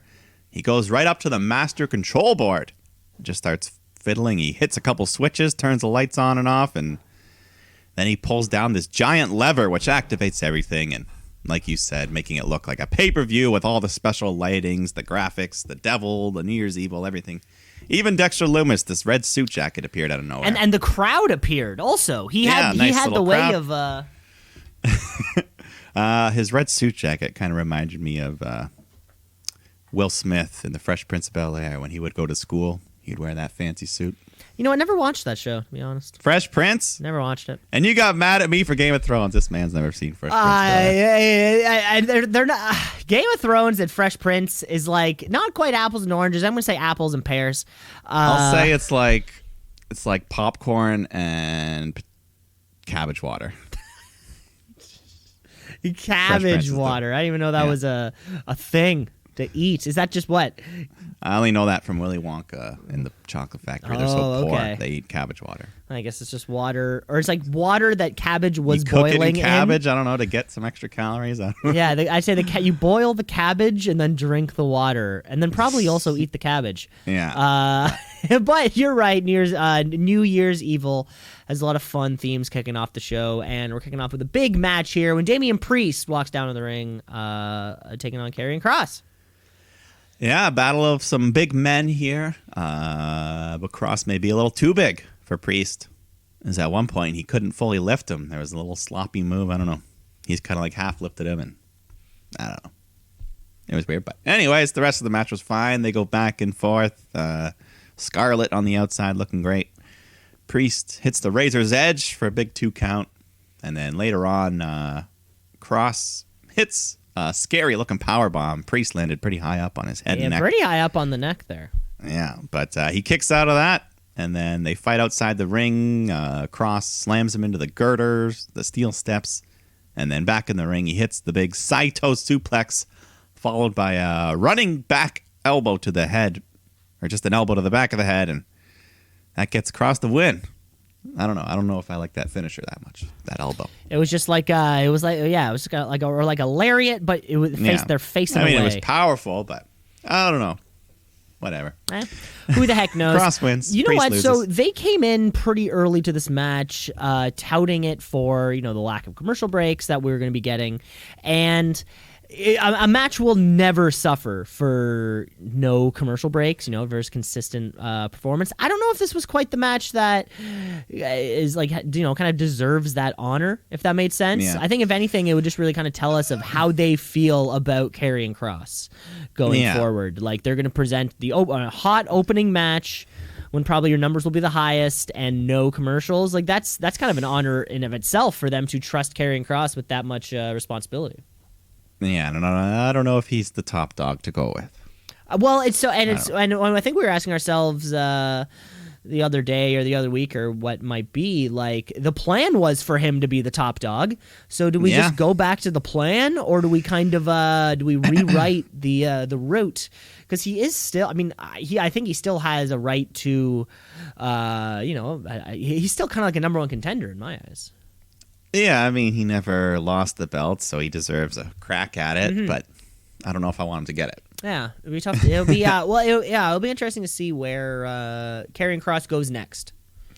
Yeah, or where Priest goes next, because he loses here. There's some hot rumors of a possible call-up. Oh, yeah? We haven't had a call-up in a little while, it feels like. Yeah, Royal Rumble season's a good time to come up. Yeah. Throw your hat in that ring, and who knows? Hey, Priest could be a good fit. Make it down to your final four or something, who knows? Yeah, Priest on SmackDown going for that, or Raw, I don't know. Anyways, then we get Santos Escobar versus Gran Metalik for the Cruiserweight title. Just a fun, fast-paced match, Metalik. Just everyone, they're walking on the ropes, doing high flying, dives to the floor. But eventually Escobar hits the Phantom Driver, gets the win, retains the title. But a good match. Yeah, good little match there. We need Santos to be back, like back. Yeah, don't just come once a month. Because it was fun when we first brought the title back or had that little tournament. But anyways, we got time for something else. We've been viewing this foreign film for many weeks now, and Xia Li and Boa, they're finally here with their mysterious master, who's seated on that throne. And Xia and Boa just kind of walk out past them. Xia does a little kata with some weapons there. And then she's got a singles match. Xia Li taking on Catalina Cortez, who we've seen a couple times here and there, that masked woman wrestler. But anyway, she's just here to get beaten up as Xia looks vicious, just hitting some devastating kicks. Massive kicks to the head. Yeah, as this hooded figure. Massive! Like vicious. Yeah. They were huge. That training. It was like she didn't even do any other wrestling. I don't even think she pulled back. She just super kick, kind of like a black mass kick, another super and kick. Like a Trouble in Paradise Kofi kick. Jesus Christ, it was just... It was awesome. I like this. I love this new Xia Li. It was awesome. This training paid off. The hooded figure's just watching there. Xia gets the easy win. And then afterwards, her and Boa go back up to this hooded figure. They bow down as the smoke fills the room. I still no idea who it is. I've got nothing. We get little glimpses. She looks kind of like, like something from The Grudge or The Ring. Like something like that. Yeah, The Grudge or The Ring. But it's cool. I like it so far. No idea what the hell's going on. Whoever it is. Remember a year ago, Xia Li was just some nobody. Yeah, of course. Job. Isn't it fun? And then write them off TV, promo them, and bring them back. I don't know. I feel like this exact formula could work for literally anybody. If it can work for Xia Li and Boa. Yeah, exactly. Like, who the hell? But so they were behind it. They got behind it. You can tell they're committed. And I think we'll find out next week whoever this hooded figure is. Maybe. Yeah, we'll find out. Yeah, more. I'm gonna be surprised. I like it. Whoever they are. I have no idea. But one unfortunate piece of news: Timothy Thatcher suffered a minor injury, so we have to delay the fight pit. The fight pit. Yeah, at the Rumble, baby. Give it to me at the Rumble. Give me the. Well, they do announce that the next takeover will be Sunday, February 14th. So maybe there they can give me the Valentine's Day Massacre, baby. Yeah, let's bring it back. They probably pit. should. They probably own. They've been bringing back gimmicks all year. Let's have. They probably own the name. Yeah, hopefully, right? I mean, I don't know who owns it, but I'm going to assume it's them. But what better than to have the fight pit? Yeah. Yeah. Let's do it then. But yeah, I guess probably would have been hard to fit it on this show. There was already so much wrestling. Yeah, there was a lot. Well, I wonder what would have gotten cut, really. But I guess there was one thing a bit later. But in the meantime, we got this last woman standing match between Rhea Ripley and Raquel Gonzalez. They've been beefing for a while now. Lots of beef in this ring. A lot of beef in the ring. They start off, they're just having a slugfest. We get some kendo sticks, some chair shots. Raquel pulls out a pair of handcuffs, but then Rhea gets a hold of the cuffs Raquel to the chain link barricade, just starts beating her around while she's trapped. But then Raquel hulks out and just rips the damn chain off the fence, or just off the wall. So now she's got this little piece of just wire with her. She balls it up and just starts nailing Ripley with the head in the head. That was cool. Can't say I've seen that before in wrestling. No. But so she's in control. She slams Rhea into the ring bell, and then we got another painful pointy table spot as she back body drops Ripley onto the announce table, and she lands right on the edge. What's with the her points spine. in these tables? Did they This did week- they change the tables and we just I haven't? don't know. They're just these points. They're just are the standing tables strong, pointier than they have been in the past? Is this a design flaw? but they're still breaking. They're still breaking somehow. Oh. So there's just wreckage everywhere. Raquel just uses it to bury Ripley as the ref's counting. But she gets back up at 8, so they start fighting up to the top of the ramp. Raquel big boots Rhea. She just falls down a little flight of stairs. And then Rhea fights back, though. She spears Gonzalez into a door, and then glass just shatters everywhere. So they're fighting into the backstage area. Rhea sets Gonzalez up on the sad-looking catering table that has, like, potato chips. Yeah, or the prop catering table. Yeah, the prop hopefully is not what they actually eat. But Imagine some ref has been working all night and they just came back like, oh, finally, like just like a little bowl of chips. Yeah, my little Lay's. So she's set up on the table.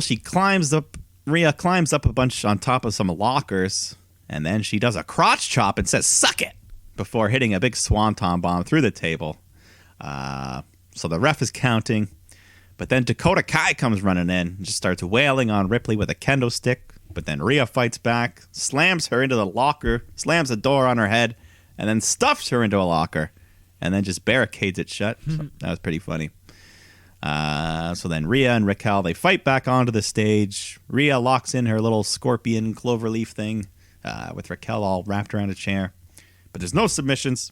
So finally, Ripley slams Raquel. It was kind of scary at one point when she like tosses Raquel into the LED board and she just kind of like falls on her head. Yeah, it was almost as if, I don't know what happened there, but I don't know. she's kind of it like looks hits scary, it and then just like land, boom, pop. But she got up. She was okay. yeah, luckily that was right near the end because she gets up and then hits a massive one-armed power bomb onto Rhea off the steel steps through the stage. She breaks through the stage, so they both appear dead as the ref starts counting. But Raquel climbs out of the wreckage just in time to beat the count, win the match. The one-armed power bomb as the finisher of the year. Wow, you're calling it. Call early? it here. Well, hey, Mike, Wow. I'm saying if you want to talk matches of the year, I like- I think we just set the bar pretty early. That was a damn good match, I will say that. An They busted their ass. incredibly wild and physical last woman standing match. Gave us all the chemistry in the ring and the things out of the ring. More than just chairs and kendo sticks. We got other stuff. We got locker stuffings. We got It was like a locker high school- stuffings, a little other kind of spot. A woman said, "Suck it." the On tele. the That's not very ladylike. That's the swanton, and this was as soon as that one. They both go through the stage.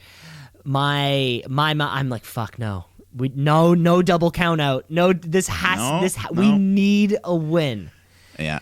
And we got it. We got it. And if War Games was not enough, the Raquel Gonzalez train. It is. Hey, choo choo. I'm on board. Yeah, that's You are right. chugga, chugga. Raquel Io. Yeah, is that the next thing to decide? Someone has to dethrone the genius of the sky. Someone. And Yeah. Hey, Raquel Gonzalez, my rookie of the year. Coming in hot.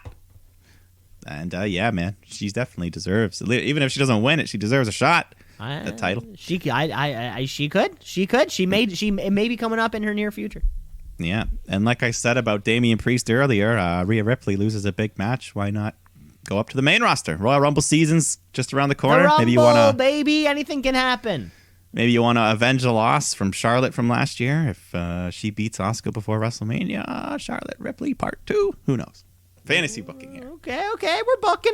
Maybe that could be a middle segment fantasy book. We do a Ooh, quick I like that. little fantasy book. I like But anyways, let's move along here. That was a great match. It was so hot, someone called the police. No, wait, that's just the way. The Gargano family. They get a nice police escort to the building. Wow. Johnny comes in, just cuts a promo, finally broke his curse. Candice presents him a plaque to commemorate the moment. And then they reveal a portrait that was drawn. A nice, the 4 members of the family looking like superheroes. This wasn't a Dexter Loomis portrait. No, it wasn't. No, it wasn't a Loomis. It was like comic book. It wasn't a Loomis. It wasn't a Loomis. But Gargano, in theory, officially announced that they are entering the Dusty Rhodes Tag Team Classic. And then Shotzi Blackheart comes out, rolling out in her tank to interrupt. Austin Theory goes up the ramp to yell at her, but then she fires a perfect shot of her rocket, nailing Theory right in the crotch. Gargano just goes, no! Runs down to the floor, acting like his son has died, saying, you ruined my legacy, my future grandchildren. It was pretty funny. But Shotzi's not done there. She storms the ring, tosses out Indy and Candice. So Johnny goes to step in, but then Kushida comes out to help Shotzi. So Dexter Loomis then shows up at the timekeeper's area. He's got a ring bell, or he rings the bell, and he reveals a drawing that we're getting a mixed tag match. So maybe this is what replaced the fight pit. Yeah, this is probably what replaced the fight pit. And again, we're seeing Dexter Loomis's hosting prowess. You know how anytime He there's hasn't a host, said a word. He still has not said a word. anytime there's a host, they always are able. It doesn't matter what the wrestling show is. Anytime it's hosted by somebody, they always somehow get involved in the booking. And Dexter Loomis is just doing his job. He gets to book a match. I get one match, and this is the one he Every wants. host gets a match. So Shotzi and Kushida taking on Johnny and Candice. Fun little match, but the Garganos weren't expected. They have to wrestle in their street clothes. So rare. You don't see Johnny wrestle in pants too much either. And this was that's why they call him Johnny Pants. yeah, sure. Kushida and Shotzi working well together though, hitting some cool team maneuvers. Until Shotzi, I feel like does this at least once a month, has a scary moment because she's fearless. So Kushida's just holding the ropes open. Shotzi's running like a bullet out of a gun. She hits a huge suicide dive, but overshoots Candice a bit. Lands very high up near her head. But she's fine. Yeah, she's invincible. She's still working out the kinks, you know. She's invincible. It was bad. Candice, you should have caught her. Okay. Okay. It's Candice's fault. Old lady Candice. Old lady Candice LeRae, the matriarch of the NXT women's division. Just kidding. We love y'all. Everyone's okay. Everyone's safe. Austin Theory tries to interfere, but then Kushida throws Johnny Gargano headfirst into Theory's balls. So once again, he's hurting. But then he rolls Johnny up into a pin. 3 count. Nice win for Kushida and Shotzi. Yeah, this was big, and I think we hypothesized last week, maybe the week past, that Kushida is next in line for that title. I think didn't we kind of Escobar or the North American title for the North American title? Okay. Yeah. Kushida and Gargano. If not that, then he should go either that or the cruiserweight, one or the other. Do something because he's been winning the past few months. I can't remember when he lost. Yeah, maybe we do have. Yeah, like you said, this pay-per-view coming up on Valentine's Day. Give it to me. Give me Gargano. Gargano Kushida. And nice to see Candice LeRae isn't hurt still, which is nice. Yeah, that wrist thing must have just been a little sprain or something. Who knows? But anyways, let's go to the main event. This one was also promised to us commercial free, I believe, right? It was. That's WWE money right there. The 2 commercial free.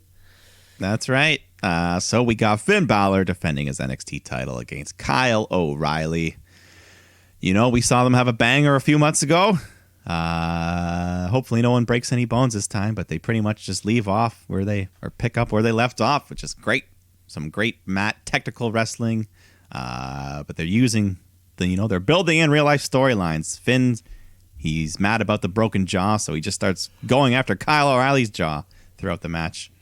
Like at one point, he's got Kyle in an abdominal stretch, and Kyle uses his teeth to bite the ropes to break the hold. So Finn decides to just kick the rope right up into his mouth.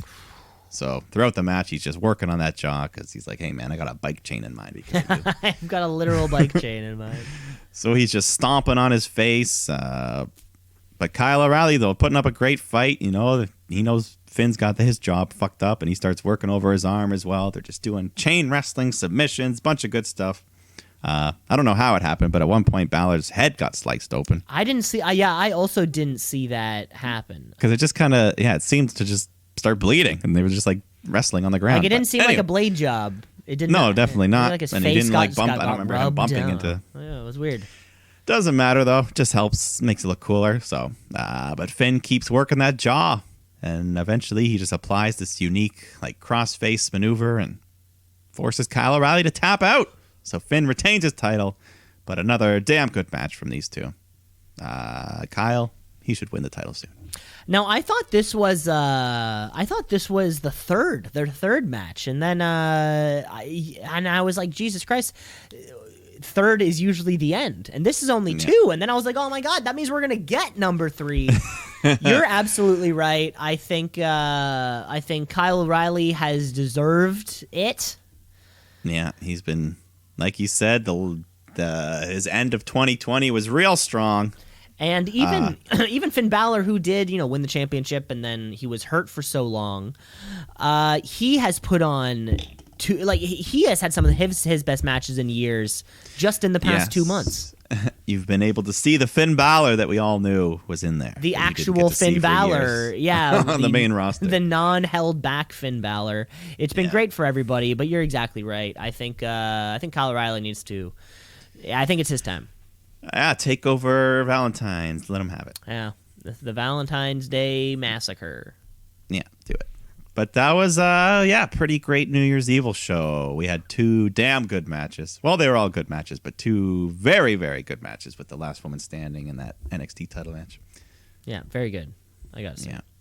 Got to say, and yeah, like you said, Mike, that was all of NXT. So let's just move right on over to the other side of the world. We're talking about AEW. AEW. All Elite. They coming for you, Vince. Better watch out. It's too sweet. New Year's Smash, night 1. Bash. What? No, it's I think it's Smash. Bash. It's Smash. You said Dash earlier. Now you're saying Smash. but then I quickly searched No what credibility. it actually was. Absolutely zero credibility on my end. We're talking New Year's Smash, night 1. It was supposed to be 2-parter. I guess last week was supposed to be night 1.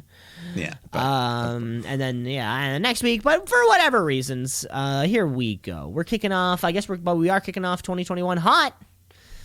With how else? I mean, this is an AEW show, Mike. If you were to think to yourself, how should we start off the year, the entire AEW wrestling year? What's the first thing that comes to mind? Multi-man tag team. Multi-man tag team, baby. Coming down to the ring. Young Bucks, SCU, who we don't see too often. Taking on Hybrid 2 and the Acclaimed. Yeah. Who had a performing their little diss rap. Who had their diss rap, but clearly the guy like censoring wasn't on it some of the times because for the rest of the show he was pretty off. I heard a lot of swear there words. were a lot of swears, and then you would hear like then it was like, you shit, and then it would just go. and then go it down. would turn off, or like the mic would be like down by his side, and it would be silent Yeah. for a second, and you'd only hear the crowd reaction. But yes, Mike, you are right. Multi-team tag matches. Yeah. 8-man action here.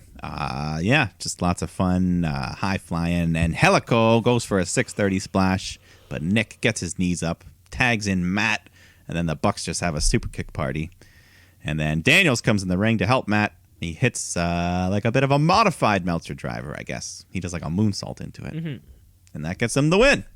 And then afterwards, SCU lay down a respectful challenge to the Bucks, saying, "Hey man, we want to win those titles by beating the best team on the planet." I think he also said, didn't he say something to the effect of, like we're gonna split up as a team? Didn't he say something like that, or we may not be together? We may not be together by the end of 2021. Oh, maybe if they don't win the belts, team. Yeah, kind of Because something. he did challenge him for the belts, didn't he? Or am I misinterpreting it?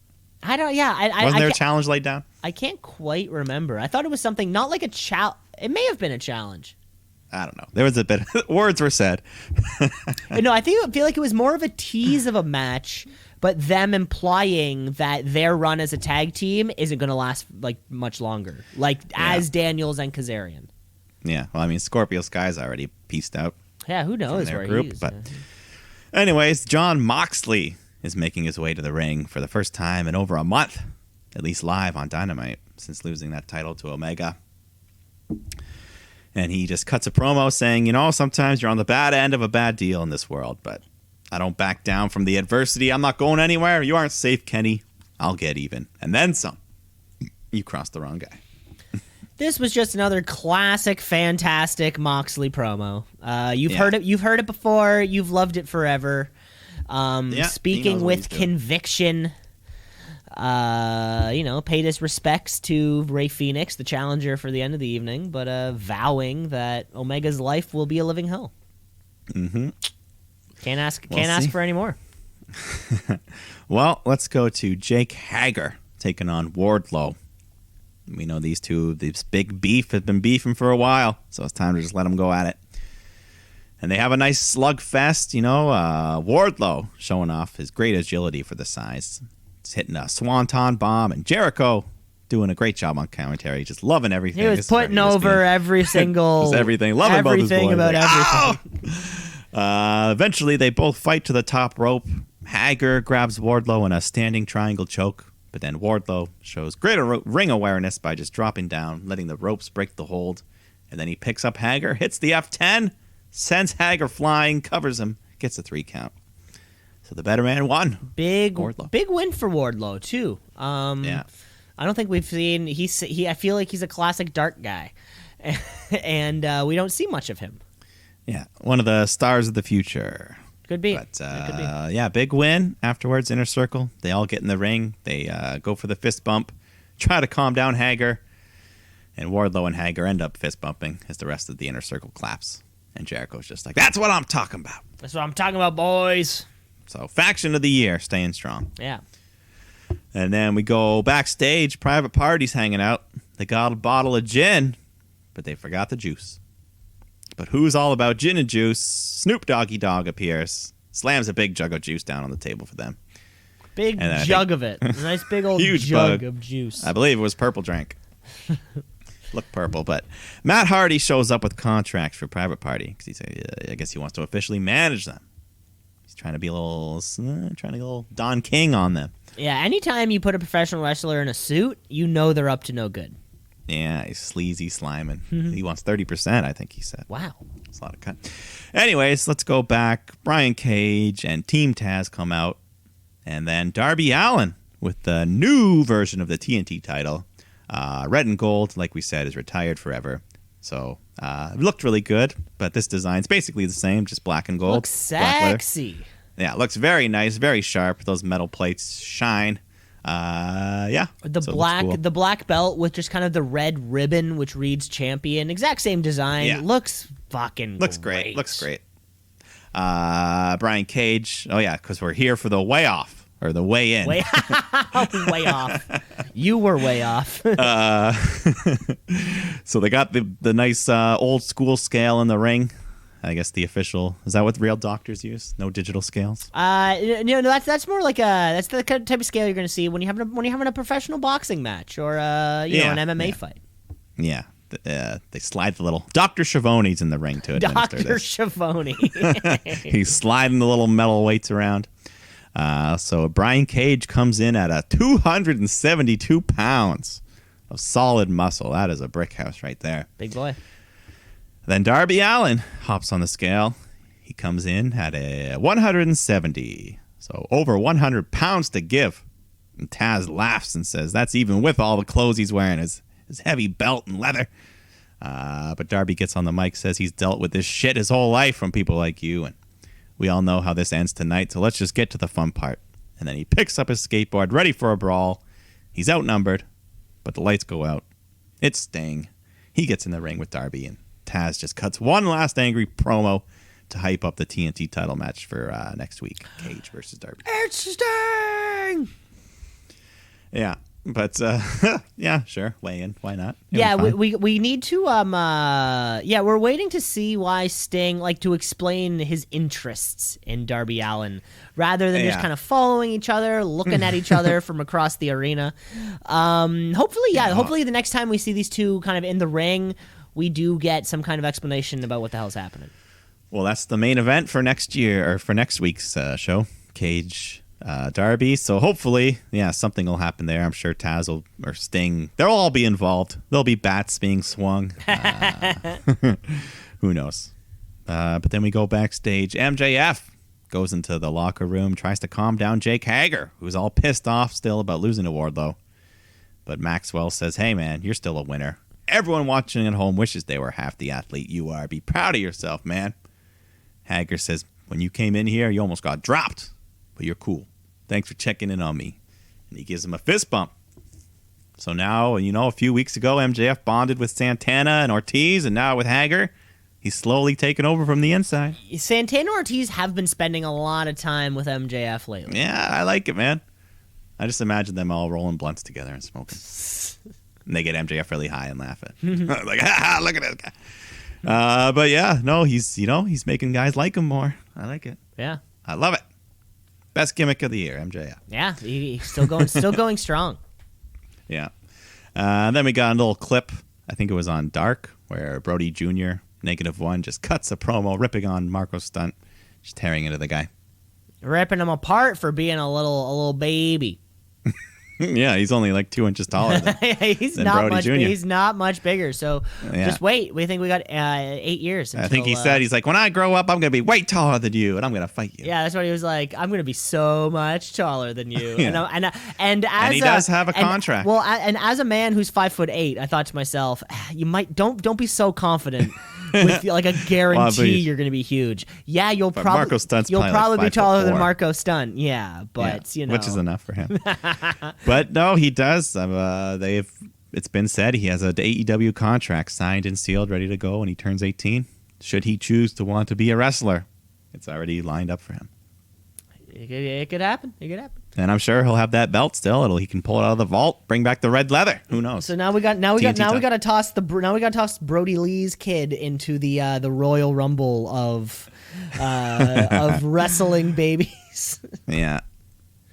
But let's move along. Cody Rhodes taking on Matt Sydal, and Snoop Dogg comes out for Cody with his entrance. With Cody for his entrance, adding little custom Snoop Dogg lyrics. And Jericho's just going, Snoop, jump to AEW! Snoop, jump to AEW! As if he's, part of AEW. But good wrestler match. We haven't got to see much of Sydal on Dynamite since his debut. But, Snoop was playing the role of coach. He had the little laminated playbook that Arn where's usually Arn? carries. Where was Arn? I don't know. He took the time off. Took the day off, I guess. But Sydal looks good, puts up a good fight until Cody hits the crossroads. And then he picks him up, hits a second crossroads, and then pins Sydal for the victory.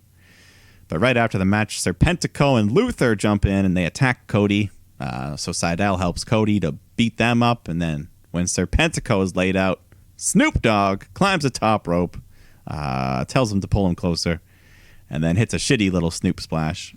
The Snoop full splash. And I think Excalibur tries to come. I was like, it almost like a a knee drop combination. And then Jericho's like, we're not sure what it was, Jim. But hey, I'll give him effort for trying. It was fun. Splash has got to be difficult. Yeah, well, it was his fault. He got scared.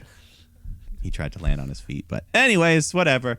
Let's move on to the AEW women's title match. Well, Mike, Hikaru Shida. one thing I was going to say, though, before you kept going on, Jericho's Yes. comments, he's with AEW. He's with AEW, of course, Snoop Dogg.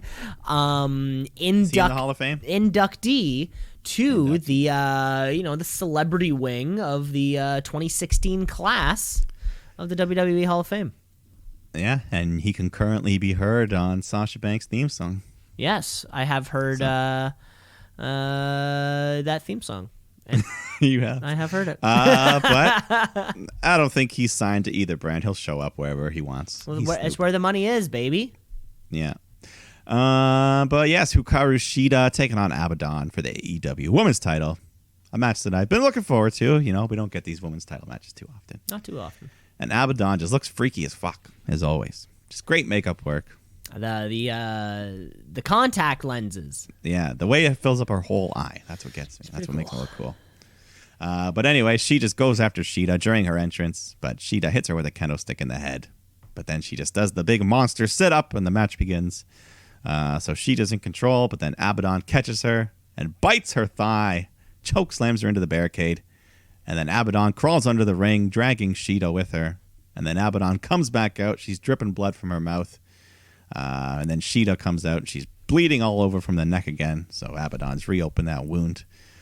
So Abaddon's working her over. She even just shoves her fingers into that open neck wound. But Sheeta fights back, hits a big superplex, and then soon after the Tamashi. And that gets her the win. Sheeta retains. The old cannibal gimmick. The old I'll just actually bite you like Mike Tyson gimmick. I would have been fine with Abaddon winning. Yeah, why not? It's why not? Spice it up. It's the most amount of like building or momentum in the women's division like that in we've months. had in a long time. And to me, I'm like, sure, fucking let's do that then. I don't know. I don't know. Yeah. I don't know. Too bad. I mean, I liked what I got out of it. It was weird, but that's Abaddon. Yeah, and until I mean, until Britt Baker or Penelope Ford. I wonder why. I wonder why we're waiting for Britt Baker. I don't know. Maybe they know she's like the only one, and they're like, we want crowds to pop big for Britt Baker. Yeah, I know, but I feel like how long is it going to take then? I know, because they did everything else. They gave Omega the title. They gave the Bucks she the title. could just hold the title and be on the show every week, kind of leading and bringing up the division. Is that not also a way to? I agree. Make this happen? It just seems bizarre. The show is so damn good. I know. Except for this one thing. This one slot, 9:30 slot. This one thing that they somehow fuck up on. And it's tough. It's tough. Hopefully the talent coming out of that nightmare factory. You never know. Yeah. But let's go to the main event. We got Kenny Omega taking on Rey Fénix for the AEW World Title. We've seen these two have some great matches before, and this was no different. Just nice, I think they got to go about 25 minutes, good length for a TV match. Felt like it. Yeah, this was awesome. Just high-flying action, some nice spiking moves. Fénix hits a Thunder Driver, which is like a sit-out tombstone, very similar to the move that Owen Hart broke Steve Austin's neck with. But these guys, they said, fuck that. Yeah, there was lots of head spiking. The Tiger Drivers. Yeah. At one point, he picks up... Kenny hits a V-trigger, picks up Fénix, and then he hits the one-winged angel. So he hits the one-winged angel, and then there was a reverse of the Bryce Remsburg botch, I thought. Because I saw Fénix clearly get his shoulder up a 2. But Aubrey Edwards counted the 3. Oh, you think so? I don't think he meant to. Like, he was just moving his arm around, but the shoulder was up, and it was really weird. Right, because that one-winged angel's gotten to the point where I'm like... Or, like, at least Rey Fénix is not going to be the one to kick out of the one-winged angel. Like, it's like... No, but, I don't think he was supposed to either. Bryce Remsburg, has kind of changed the game in terms of what is meant to be kicked out of. But you didn't notice this when you watched? You just thought it was normal? I did not. No. Okay. I'm not so it might not have been that big a deal, but if you go back, it's like the butt pat. If you go back and watch it, you know. The old Randy Orton butt pat. Yeah. So, I mean, it didn't ruin the match or anything for me. It was just a little weird. Right. But anyways, I didn't expect Fénix to win, so it's not a big deal. But anyways, Omega celebrating. Don Callis cuts a promo. And then we cut to the back where Eddie Kingston and Butcher and Blade, they've got Penta Zero and Pac held hostage. So it looks like they're working together somewhat with Kenny. So Fénix is all on his own. No one to save him. Kenny Omega goes to beat him up some more. But the Mox Man comes out with a barbed wire bat, hits Kenny with it. He's ready to do more damage. When Gallows and Anderson, the Good Brothers, are here, they show up. They attack Moxley. They save Kenny. They hit the Magic Killer on Moxley. Kenny nails him with the barbed wire bat. So the baby faces, they try to get in the ring to help Moxley, but they're all thwarted. So eventually the Young Bucks come out to try to reason with Kenny Omega. But then they end up helping him when they super kick Griff Garrison and Brian Pillman Jr., who are trying to grab Kenny. So we close the show. Kenny Omega and the Good Brothers stand in the middle of the ring, and they do this too sweet, and Young Bucks look on conflicted. They're not sure what to do. But then they go over, they join in, they too sweet as well. It's the Bullet Club back together. And the crowd was too sweet, and for like for 4.5 minutes, leading up towards the end. Just everyone's too sweet and woot and woot and toot and sweet and woot and woot. Toot, woot, woot, hoot, And why? And I don't get it. And why does AEW name drop New Japan but not WWE? Well, Jericho's not afraid to. He'll say, hey, Eric Rowan! Eric Redbeard. Bludgeon Brothers! Bludgeon Brothers! He even said it in that, he even said it in that pre-taped when he was like, we were in Saudi Arabia with Brody Lee. Oh, yeah. Luke yeah, Harper. Exactly. And I was like, Yeah. no, but they have no, like, and Excalibur will do it too. Excalibur has no problem saying, like, blah, blah, blah, like, dominating in New Japan Pro Wrestling. Like, he has no problem saying that. Mm-hmm. Nobody ever mentions their work in WWE. Is it because like it's too direct of competition? They don't want to say it. But I feel like if you're watching AEW, you're aware of WWE. You know that Monday. Absolutely. You know about Monday Night Raw if you're watching All Elite Wrestling. I feel like for the most part they wouldn't, but I feel like if someone like Randy Orton were to come over, they would be like 14-time world champion Randy Orton. Yeah. But they might not say 14-time WWE champion. You know. Yeah, that makes sense. But Yeah, we all know. We all know. Well, first, we all know. Yeah, but they say all those things like Excalibur always says like IWGP, Intercontinental, and I'm just like, why? I just purely curious. I mean, remember last year when Sami Zayn said AEW on an episode of Raw? But that was to clearly get a pop. And it did. that was huge. You could have asked me. If they say WWE, it gets a pop. They always just make. You could have asked me about AEW, and everyone's like, ah! That was cool. Pop of but the no, year. they on AEW, they're always like, oh, that other sloppy show, that other brand. Yeah, well, They make references. Yeah, Eddie They'll Kingston never say WWE. calls it the land of sports entertainment. Yeah, that. But yeah, man, the band's back together. The Bullet Club, they all too sweeted. It was kind of funny. The feed I was watching cut out right at the end. Oh yeah, Or like right as the Bucks were about to too sweet them, they just ended. So I went on YouTube and I saw. You were like, no. Yeah, I'm like, they didn't pull a Raw and cut too early, did they? No, did they just raw it? But it was great ending. Yeah, crazy shit, man. Because Impact has a pay-per-view coming up with the match of Kenny Omega and the Good Brothers taking on Rich Swann and two other dudes on that show. Yeah, that's in a couple weeks. In a couple weeks too. Who knows how the Bucks are going to fit into this? I mean, are there more Bullet Club members? Who? I mean, what? Or what's the rest of the wrestling world going to say to this? Well, speaking of the rest of the wrestling world, did you watch any of Wrestle Kingdom? Oh, so glad you said it.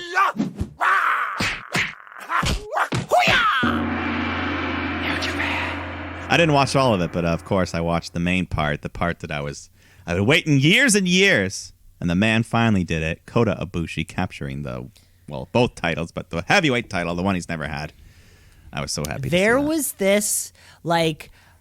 There was this one in that first match against. In that first match, there was he goes up to do they're both on the apron, and he jumps in the air. And then Naito jumps too, and he Hurricane Ranas him onto the floor while they're both in the air. It was the craziest thing. That was like my fucking spot of the year. Oh my! It might actually be. I was so impressed by how they could make that happen. It's marked down, baby. It's marked down. It's marked down. One incredible match on the night one. Of course. Yeah, that was like 30 minutes. Just great wrestling. He finally got the big win after back-to-back G1 wins. I don't follow New Japan too closely, but I've always loved Kota Ibushi. I've always said he's my favorite over there. Yeah, he is. He's such an incredible performer. He's got that like mid-60s Beatles hair.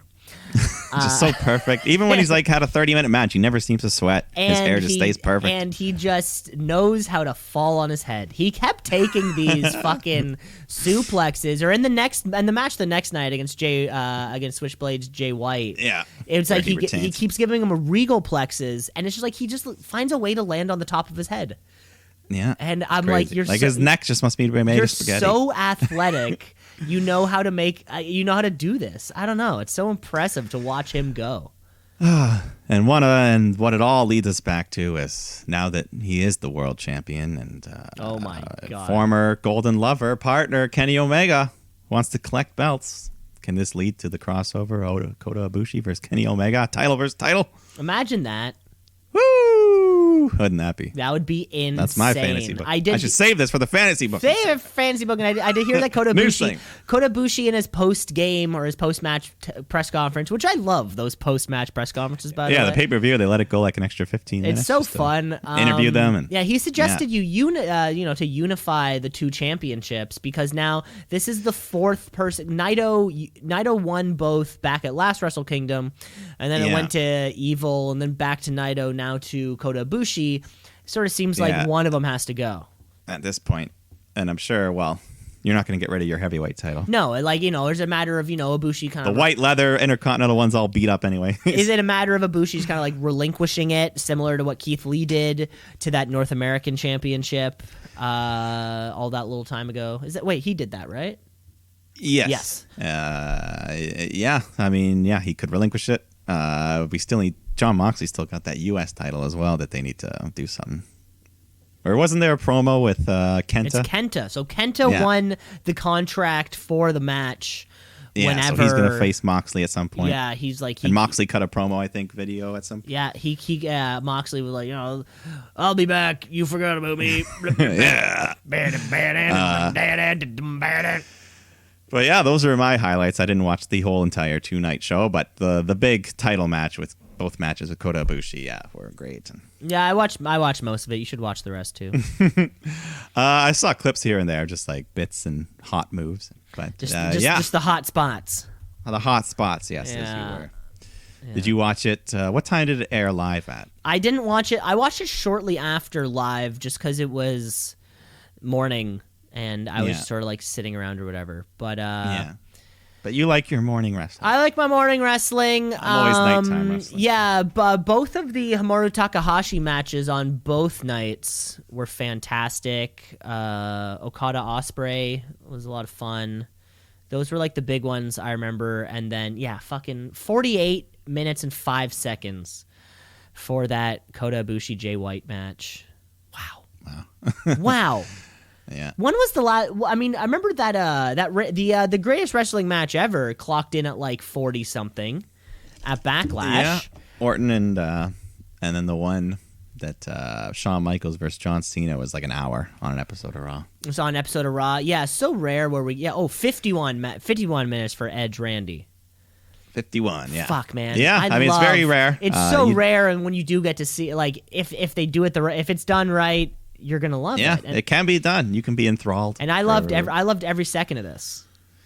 Yeah, I'm happy. I'm happy with the result. So and let's fantasy book. Next time. Fantasy book for next week. So I'm just kind of looking at. I'm doing the math real quick. An hour and 9 minutes and 23 seconds is how much wrestling Kota Ibushi did in 2 nights. Good stuff. Good stuff. Wow. That's wild. But yeah. And there you have it. I guess that was the whole show. Yeah, we covered everything. Covered everything. Pretty my much. God. What a week, Mike. There's only time for one more thing. And let's talk about it. Let's award our first champ of 2021. It's the Wrestler of the Week. It's the wrestler of the week, of the week. Wrestler of the week, of the week, of the week. The wrestler of the week, of the week, of the week. Wrestler of the week, of the week, of the week. The wrestler of the week. Mike, I'm going to let you lead it off this time. This one's hard because there's so many things we crushed into one. It was a big condensed week, and of course, sometimes the Wrestler of the Week isn't necessarily the top performer. It could mean other things. Yeah, but you know what? There were so many good matches, so many good title matches. Everything. There was just lots of good matches, but I'm going to give it to the man we just spent a lot of time talking about because he finally achieved the big one that I wanted to. So Kota Ibushi, I'll give it to you this week. Kota Ibushi. Mm-hmm. Wow. Here to hear first, folks. Yeah, it was another one of those things. Yeah, huge wrestling on every show, I guess. Like on any normal week. Yeah. Even Raw, you got the good match with Keith Lee and Drew. Exactly. On any normal week, like this would have been Drew's award. On any this or Kenny. Or Kenny or Phoenix, Kyle O'Reilly. Like it seems like if any one of these matches didn't happen, like they were guaranteed winners. But I'm gonna go your way, Mike. Let's give it up to Kota Ibushi. Woo! Unanimous To start off. It's always funny. The first week of Wrestler of the Week is always the New Japan winner. Of course, I gave it to Takahashi last year, and you gave it to Jon Moxley. So the Wrestle Kingdom kind of standout is always whoever wins that award. And Kota Ibushi, like we're waiting for you over here. Don't wait for Kenny to come to you, dude. If you want to tell him that like, hey, you're not coming for my title, fucking go out there. I think, at some point he'll wrestle in a match in AEW. I've always heard that like Kota Ibushi is kind of a constant free agent. Like he is. Yeah, he doesn't like being committed or tied down. Exactly. He's never sort of like signed. Like WWE offered him a contract. He's like, nah. The dude's 38 years old. If he's he's gonna, and he's only gonna now start making waves. They're gonna come quick. That's for sure. Yeah, who knows? But I'm excited. Congratulations, Kota Ibushi. Can't wait to see you next time. And that's all the time that we have for the Shoot Brothers this week. Rate, review, like, and subscribe. The podcast is everywhere. The Shoot Brothers going strong into 2021. Really, we're back on track now. We'll be regular scheduled. Really can't wait to see what the future holds for us. Mm-hmm. We got the Rumble coming up. Oh, baby, I love the Rumble so much. Well, that's great, Mike. Thanks for listening, folks. You take care of yourself the rest of the day, and we'll talk to you later. See ya. Shoot.